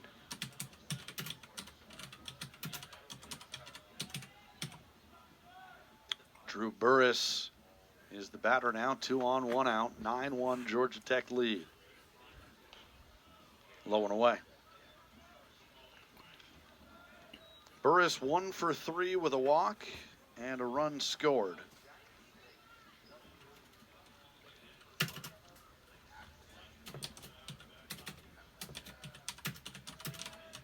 National Freshman of the Year last season. Having another great year. As that one blocked by some. Burris hitting .360, 11 home runs, 17 doubles, 38 RBIs.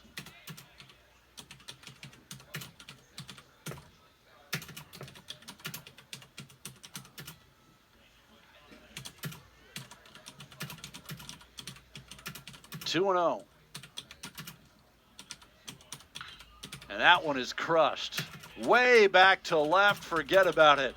3-run home run. And Georgia Tech keeps piling it on. Now 12-1.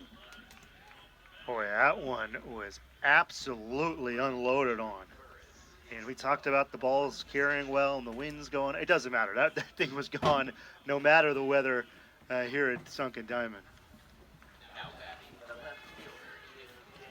So for Burris, that's home run number 13 this season. Excuse me, home run number 12 this season. And up to 41 RBIs. And now here's Caleb Daniel with still just 1 out in the 7th. Strike one. Thank you. Daniel with a big swing of the bat his last time up in the 6th inning, a grand slam. Following an intentional walk to Burris. That's what really broke this game open. That's in there for a strike, 0-2. I was just checking in with the analytics department and the calculations and the spin rate. And 411 feet in the last one went. Yeah, that one was tattooed.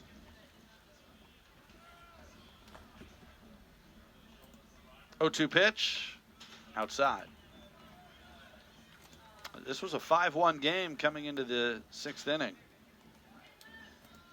And the grand slam by Daniel last inning. 3-run home run from Burris here. 3 home runs in the game for the Yellow Jackets. That one roped down the line, foul.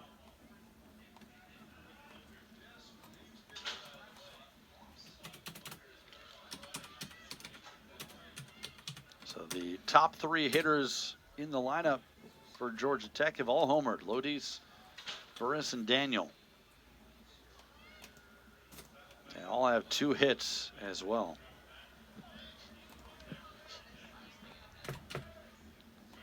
The 1-2, just outside.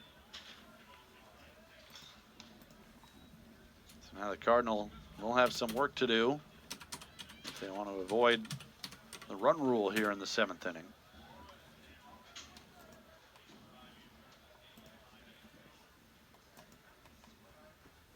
Two-two pitch, outside. Pinch hitter on deck, William Baker, freshman from Australia. Looks like he will pinch hit for Daniel. Or pardon me, pinch hit for Hernandez.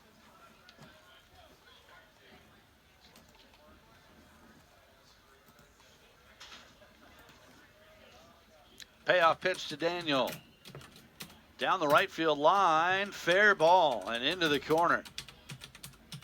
Extra bases for Daniel, who's not stopping at second. The relay to third, and he is safe. A triple.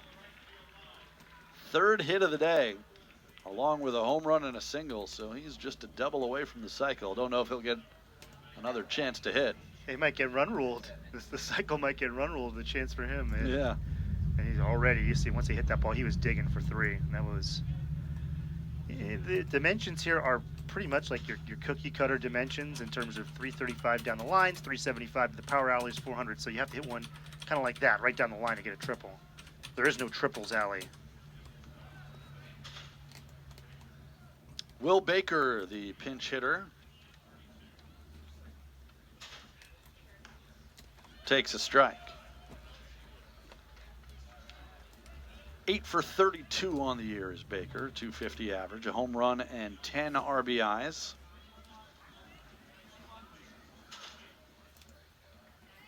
Freshman from Australia, as Tim mentioned. That one is a foul ball, 0-2. Speaking of triples alley, Giants 4-3 in the bottom of the 8th, top of the 8th inning. Eric Miller, former Stanford pitcher, big lefty, 6'5", about 270. Got out of a jam, put a 0 up there, and the Giants lead 4-3 going into about to start the top of the 9th, it looks like. Eric Miller hasn't given up a run yet. He has been really good. It's his second year in Major League Baseball. Fly ball to left field. McDonald camped under it. Daniel tagging. He's going to try to come to the plate. The throw is late. And a sacrifice fly for Will Baker makes it 13-1. That was not a bad throw at all from McDonald. I saw him there with the deke there. Just stood up. Didn't deke out Daniel.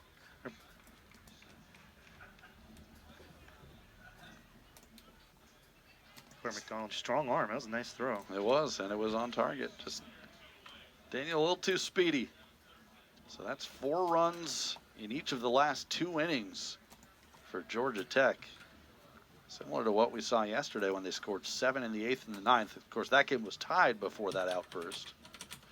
Yellow Jackets won yesterday 10-3. They're closing in on a sweep. Their first ever visit to Stanford. Carson Curse, 1 for 4 on the afternoon, 375 average this year. 2-0. Eric Miller last year, 87 strikeouts and 67 innings for the Giants in his rookie year. Went 4-5. Actually made 10 starts. Interesting guy who was on the Giants for a few years. Austin Slater, former Stanford player, went to the White Sox. I'm assuming they'll win more games than they did last year. It'd be hard not to. Although the Rockies might not be so lucky this year. I was talking to a buddy about this with how good the NL West has been. The Rockies might be in for a long year. That's a strike. Well, speaking of the Giants, I mean, what a start they're off to. If they hang on to win today, they'd have the best record in baseball because the Dodgers lost today, so they're now 9-2. Giants currently 7-1, and they've won 6 in a row. Padres are in third at 8-2, and I think it'd be either tied for first or in first in every other division. It's going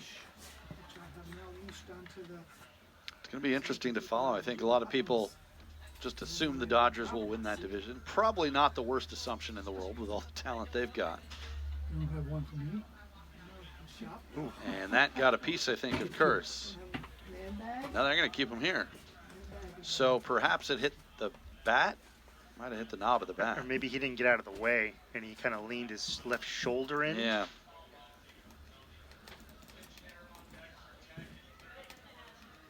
Speaking of Stanford players, I'm talking about the Dodgers, Tommy Edman. He's off to a great start this year. Yeah, he's hitting for some power. At Stanford, I mean, he might have hit like 3 home runs his whole career. Just got a piece. He was excellent for the Cardinals for years, and then part of the world champion Dodgers last year. I think he was a really underrated piece, not by Dodger fans, but just nationally, because got so many big names on the Dodgers, but he had some really clutch hits during that run last year. Another 3-2 pitch coming to Curse. And another foul ball. Cal Quantrill, Kyle Stowers, both with Miami. Mentioned Nico Horner earlier, who's with the Cubs, and then Chris Bubich with Kansas City. So your 7 major leaguers for Stanford. They had 7 players in AAA too that I think will see some time in MLB this year. Good battle here. Another foul from Curse. You talked about some of the names that have come through Georgia Tech in the past, guys like Nomar Garcia-Parra and Mark Teixeira. Joey Bart, one of the current MLB guys, former Giant, now with the Pirates. Kyle McCann, another catcher. That misses for ball 4, so the inning continues. I think Jay Payton was one of them. I think I saw you when we was looking it up the other day. To me, I think this is a rant that maybe like nobody will understand. Looks like we're gonna have a new pitcher and a new hitter here, but I think Kevin Brown should have gotten more run for the Hall of Fame. He only got like 2%. I'm with you on that. He was, I think people forget how good he was. He had a tremendous career. All right, let's step aside for this pitching change. Georgia Tech in control, leading at 13-1.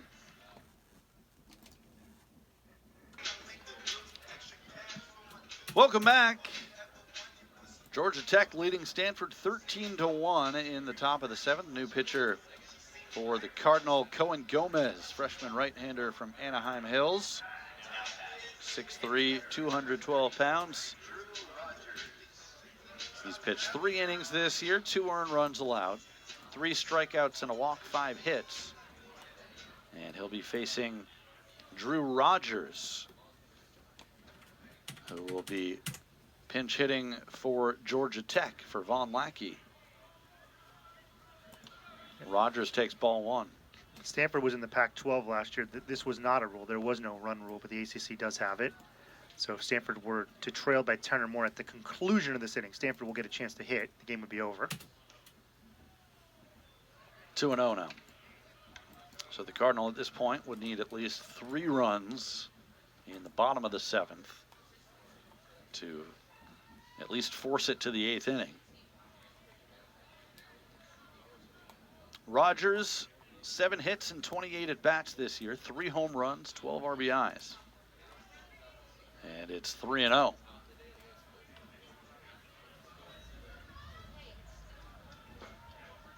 Georgia Tech has been impressive this weekend. An 8-6 win on Friday, 10-3 yesterday, now leading at 13-1 in the finale. 3-1.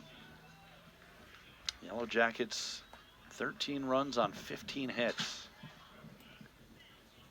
They've scored it in 5 of the 7 innings that they've come to the plate. Swing and a miss, 3-2. Georgia Tech will head home after this one, take on Auburn on Tuesday in a non-conference matchup, and then they host Cal beginning Friday for a 3-game series.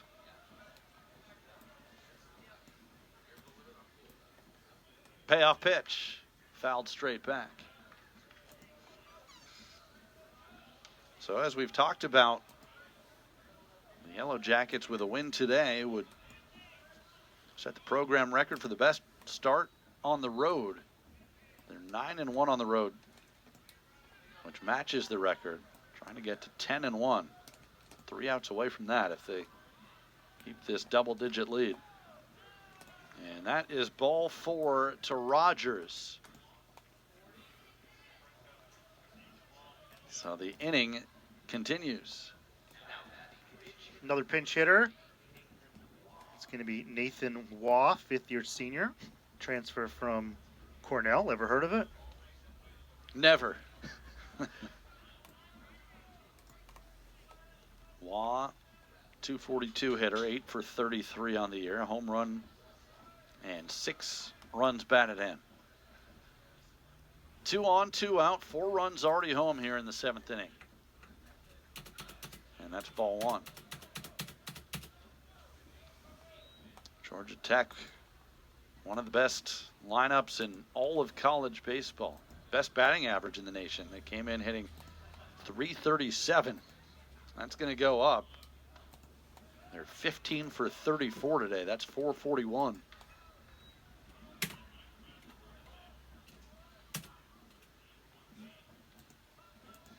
Also lead the nation in doubles, which they've had a few of today. Also 3 home runs in this game.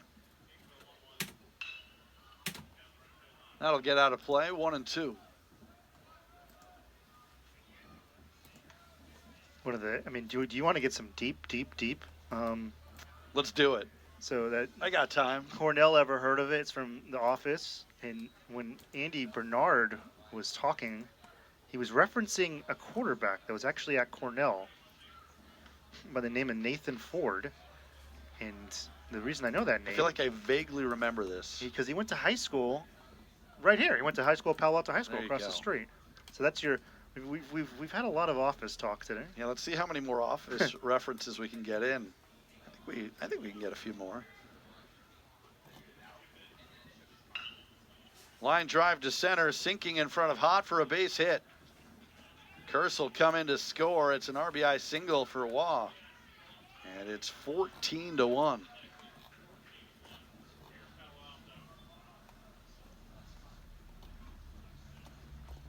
As far as the office references go, I feel like it would have been better a few months ago.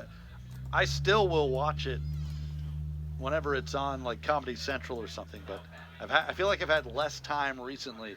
Go back a few months, I was watching it every night. Yeah, it's a pesky work thing you have to do. I know, what is that? Well, they know I just want to watch TV. Well, you're on TV. So that kind of counts. I get to watch some TV while I'm doing my TV job as well. So that's a good thing. Another pinch hitter here for Georgia Tech. Connor Schaus, freshman from Jasper, Georgia. 0-1 the count. Chased one there, 0-2. Schaus 2 for 10 with a home run and 4 RBIs.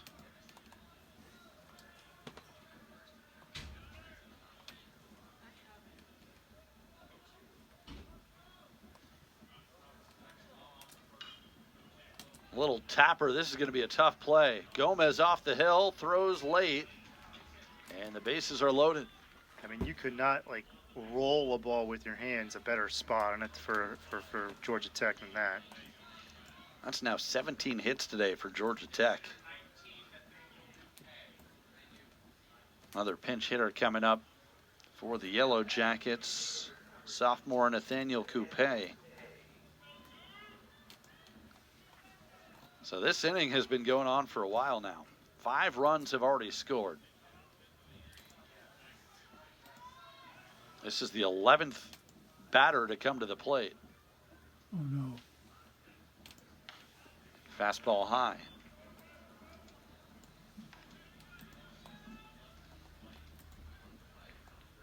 Coupe just 3 at-bats so far this season. 1 for 3 with an RBI. He's ahead in the count here, 2-0. Georgia Tech averages 10 runs per game. They've surpassed that today, of course. One of the top scoring teams in the entire country. Fouled back.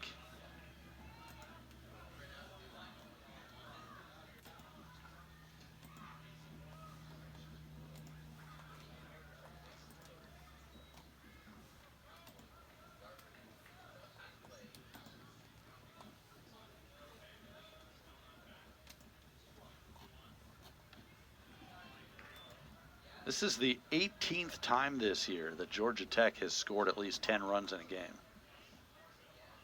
That is More than half of their games. unreal.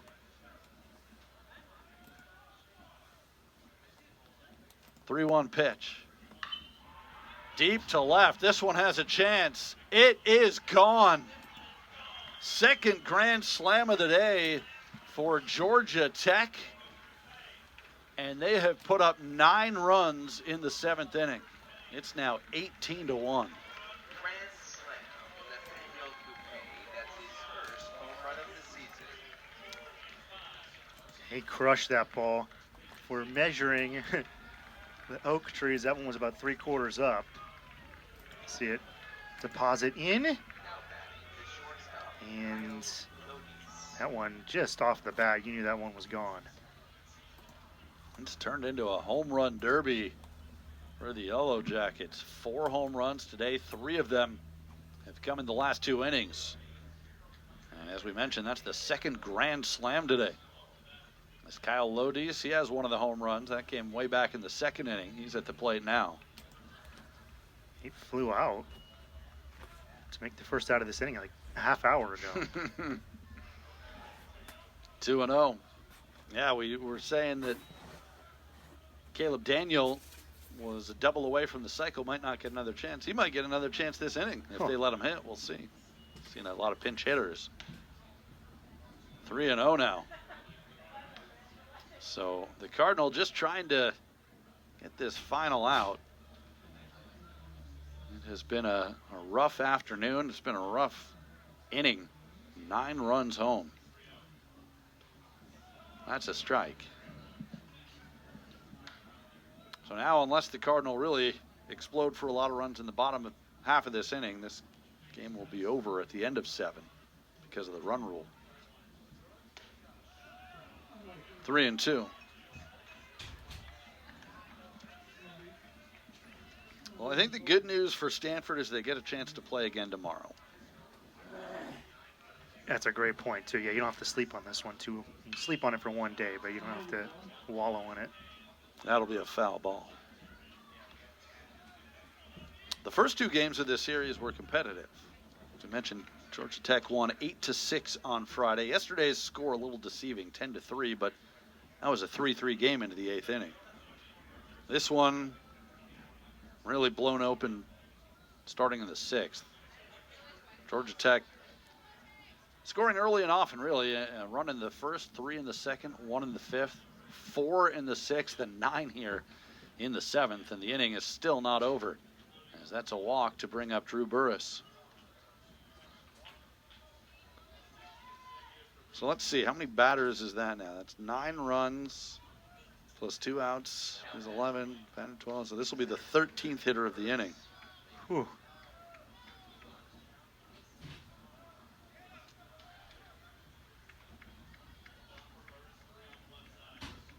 Burris homered his last at bat, which just so happened to come earlier this inning. A 3-run shot. He's 2 for 4 with a walk. Couple of runs scored, and now we'll get a conference on the mound for the Cardinal. Tough spot here for Gomez. He's just trying to get this final out. Stanford, I'm sure, does not want to go back to the bullpen here down 18-1. They're just hoping Gomez can find a way out of the inning. Yeah, it's good you have a game tomorrow because you don't want to kind of cook on this one for too long, but you also don't want to waste too many arms. The UC Davis coming tomorrow for a 6:05 start we'll have here on ACC Network Extra. That'll be a happy home, a happy flight home tonight for Georgia Tech. As we mentioned, they're going to be taking on Auburn on Tuesday. And then they welcome the Cal Bears for a 3-game series next weekend. Yeah, they're going to, talking to the Georgia Tech staff, they're going to get on a red eye tonight, and they're going to be joined by Clemson. So Clemson's across the bay playing Cal, and one of the 2 teams on the red eye is going to be in first place. Clemson just took a 4-3 lead against Cal, 2 outs in the bottom of the 8th. Hit sharply. Nice snag by Becerra. He'll go the short way, and the inning finally comes to an end. But Georgia Tech explodes for 9 more runs. We'll head to the bottom of the 7th, 18-1 Yellow Jackets.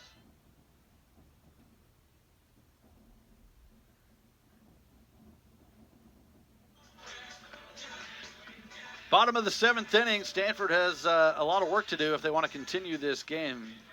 Danger of getting run ruled here. 18-1 Georgia Tech. Luke Lavin will lead things off, and he takes a strike. New pitcher for Georgia Tech is Cole Royer, freshman from Waynesville, Georgia.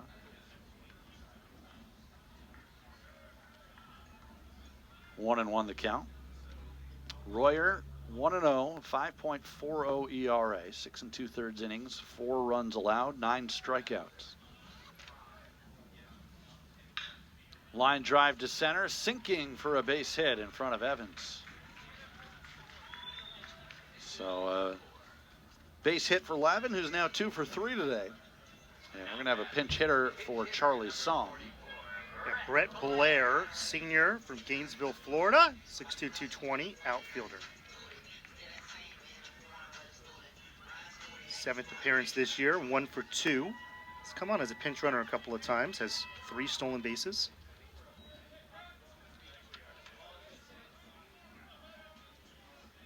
First pitch is outside.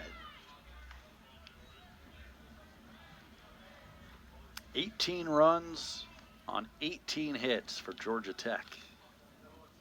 A run on 6 make it 7 hits for Stanford. It's count now 2-0.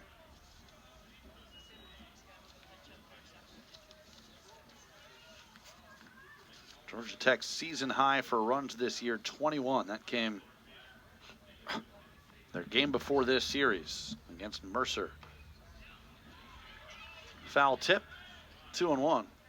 And normally you say, hey, this team's on a hot streak. 21 runs, 10 runs yesterday, Yeah. 18. No, that's just Georgia Tech's normal offense. Yeah, this is kind of par for the course for this team. They average 10 runs a game. That's going to go up after today. 3-1 now.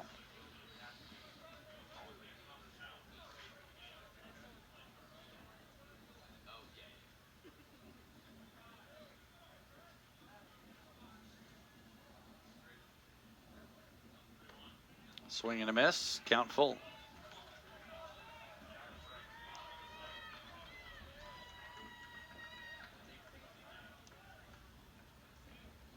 Cardinal, as we mentioned, have lost 8 in a row in the ACC after starting 5-1 in conference play. Up the middle and into center field. So a pinch hit single for Blair. Cardinal, give him credit. They're still valuing these at-bats. Trying to push across some more runs. Get another pinch hitter. Gabe Springer will step to the plate. And Springer, 0 for 3 this year. This is his 4th appearance of the season.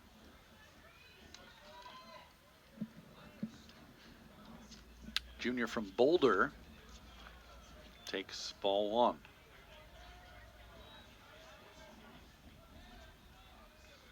Stanford 17-11 overall, 5-9 in the ACC.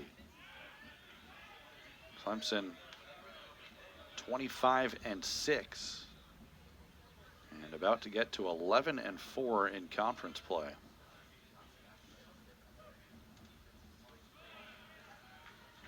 One and two.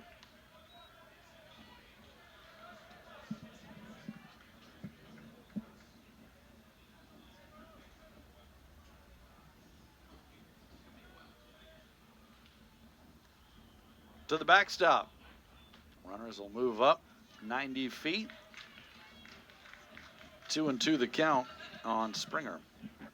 Yeah, well pitch.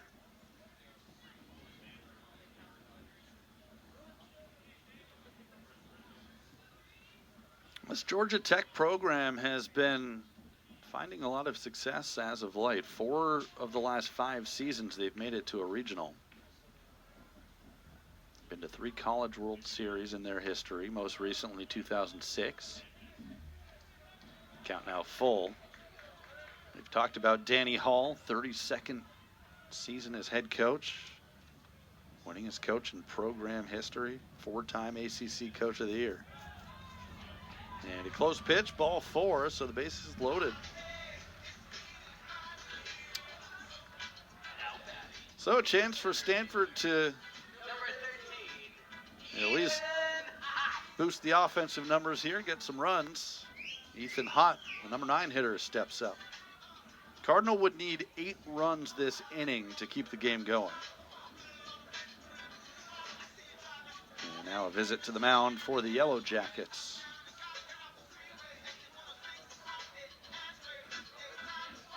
Matt Taylor is the pitching coach in his 2nd season. Just some more numbers on Danny Hall.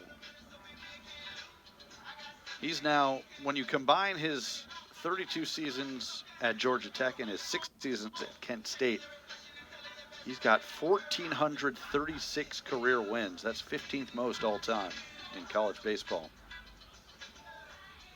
As we mentioned, he announced he'll be stepping away from coaching at the conclusion of this season. Georgia Tech hoping to give him a special one to go out on. Tell you what, with this lineup, if they can continue to get some consistent pitching, which they have, it's a dangerous team. Center fielder, number 13, Ethan Hott. So Ethan Hott, 1 for 2 today, 366 batting average for the season. 2 home runs, 10 RBIs. Takes outside. Of course, Stanford, a tremendous history. Up until last year, they'd made 3 straight College World Series. And that one hit him, but I think he swung. They're going to say, no, he didn't. So that's going to be a hit by pitch and an RBI for Ethan Hott, a painful one. I think Georgia Tech might challenge us. Yeah, it looked to me like he went around, but perhaps the ruling is that he was not swinging, but trying to get out of the way of the ball.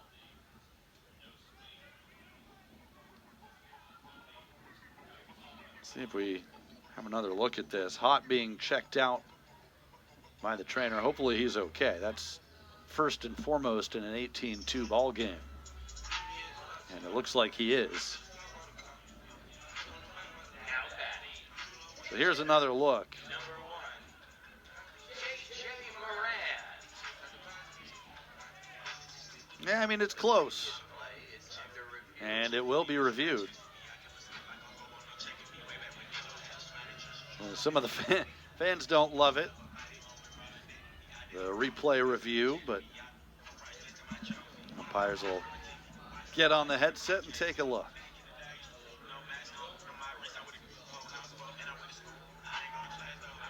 Yeah, it's one of those rules too. Like when you're hit, is the play over once you're hit? Like, okay, he's hit right here, and it's not a swing. Right, I see what you're saying. Like, he's hit before the bat actually came around. Side angle might give us a better look. Maybe they're trying to say that it hit the bat? Any chance that one? I thought I heard flesh.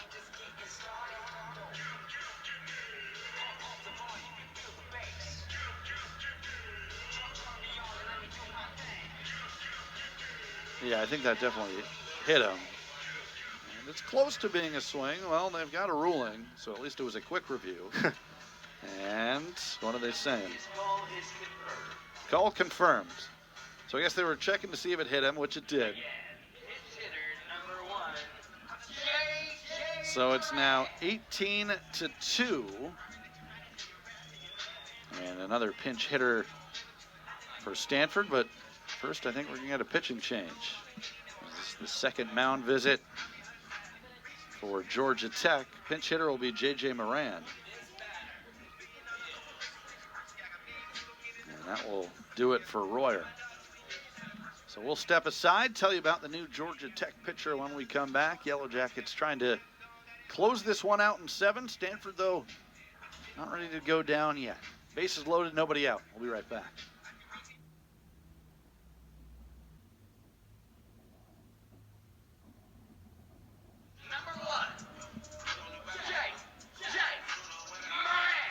Bottom of the 7th inning here at Stanford. Number 25, Georgia Tech in command, leading it 18-2. New pitcher for the Yellow Jackets is Brett Barfield, junior left-hander. Will face the pinch hitter, J.J. Moran. Bases loaded, nobody out. A run home for the Cardinal. They still have a lot of work to do to force an 8th inning, though. Run rule, of course, could come into effect if Georgia Tech leads by double digits at the end of this frame. 2-0.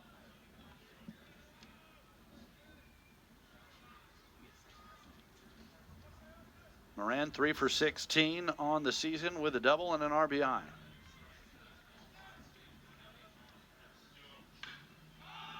Popped up in foul territory. A lot of foul ground here, as we've talked about. Schaus battling and can't make the catch. So a foul ball. And the count is 2-1.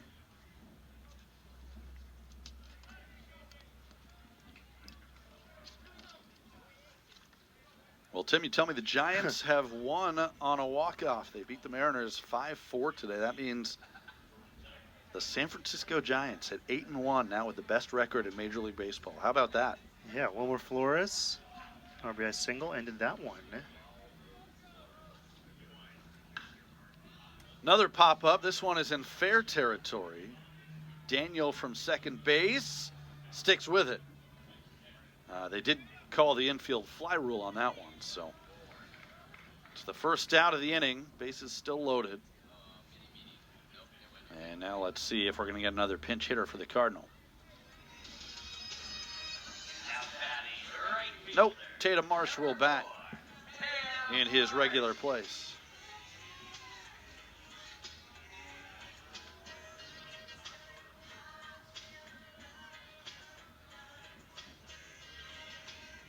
Marsh 1 for 3.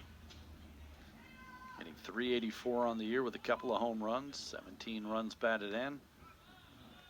Takes a fastball up for ball 1.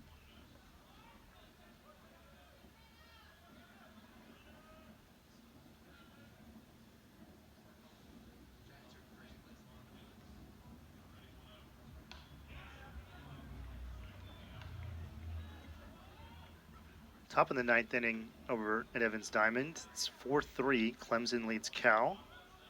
Bases are loaded with nobody out, though, for the Tigers. They're trying to add to that lead. 1-1 pitch, sprayed foul.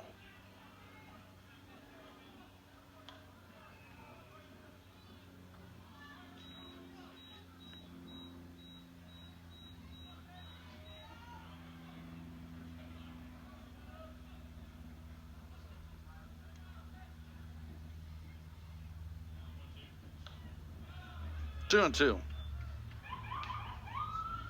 Stanford looking for their first hit with a runner in scoring position today. They're 0 for 7.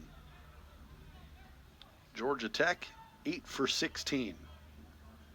You know you're going to put up a lot of runs when you've got 8 hits with runners in scoring position. Not to mention the 4 home runs. Full count now. Rentaro Sasaki waiting on deck.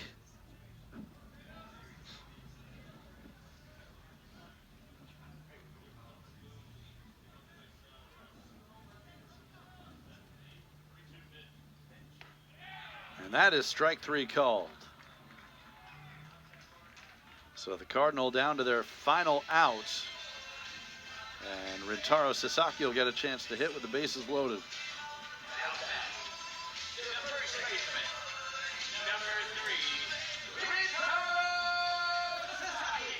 Sasaki 1 for 3 today. He could have another hit. He was robbed his last time up. A nice catch in right field. Did single in the 4th inning. Batting .289 on the year, 4 homers, 25 RBIs. Lefty-lefty matchup against Barfield. Big swing and a foul back to the screen.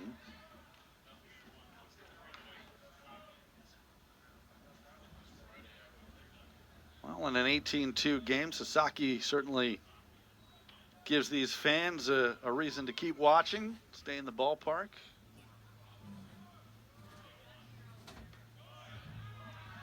Close pitch, just missed, 1-1.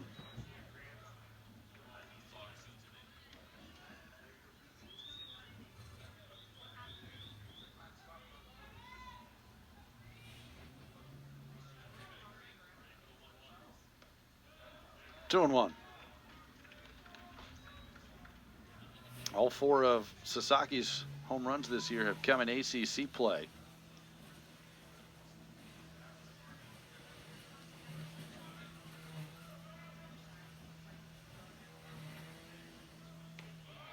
Perfect pitch. Right at the knees, outer half, 2-2.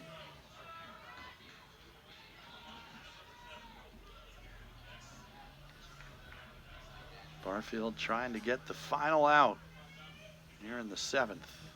And a run rule victory for Georgia Tech. 2-2 pitch. Inside, back Sasaki off the plate. Another full count. Jimmy Nadai would bat next. If Sasaki can reach.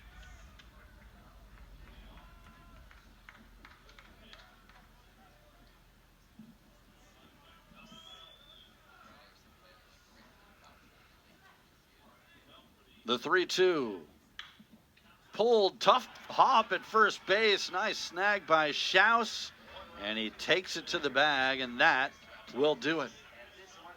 It's an 18-2 Georgia Tech victory in 7 innings, and the Yellow Jackets complete a 3-game sweep at Stanford. An impressive weekend for Georgia Tech. Yeah, I mean, we expected offense. They scored 18 runs and did it in 7 innings. I mean, it was a total laser show from the Yellow Jackets, and Stanford continues to reel in the ACC. Caden Spivey gets the win. He improves to 2-0 on the season. Matt Scott takes the loss and falls to 4-2. Final totals from today's game for Georgia Tech: 18 runs on 18 hits, 1 error, 8 runners left on base for the Cardinal, 2 runs, 8 hits, 2 errors, and 7 runners left on base. Tim, good working with you. Appreciate it. We'll see you next time. Again, our final score today, Georgia Tech 18, Stanford 2. And don't forget, the Cardinal back in action tomorrow against UC Davis right here on the ACC Network Extra. That's at 6:05 p.m. We'll see you then. Enjoy the rest of your Sunday.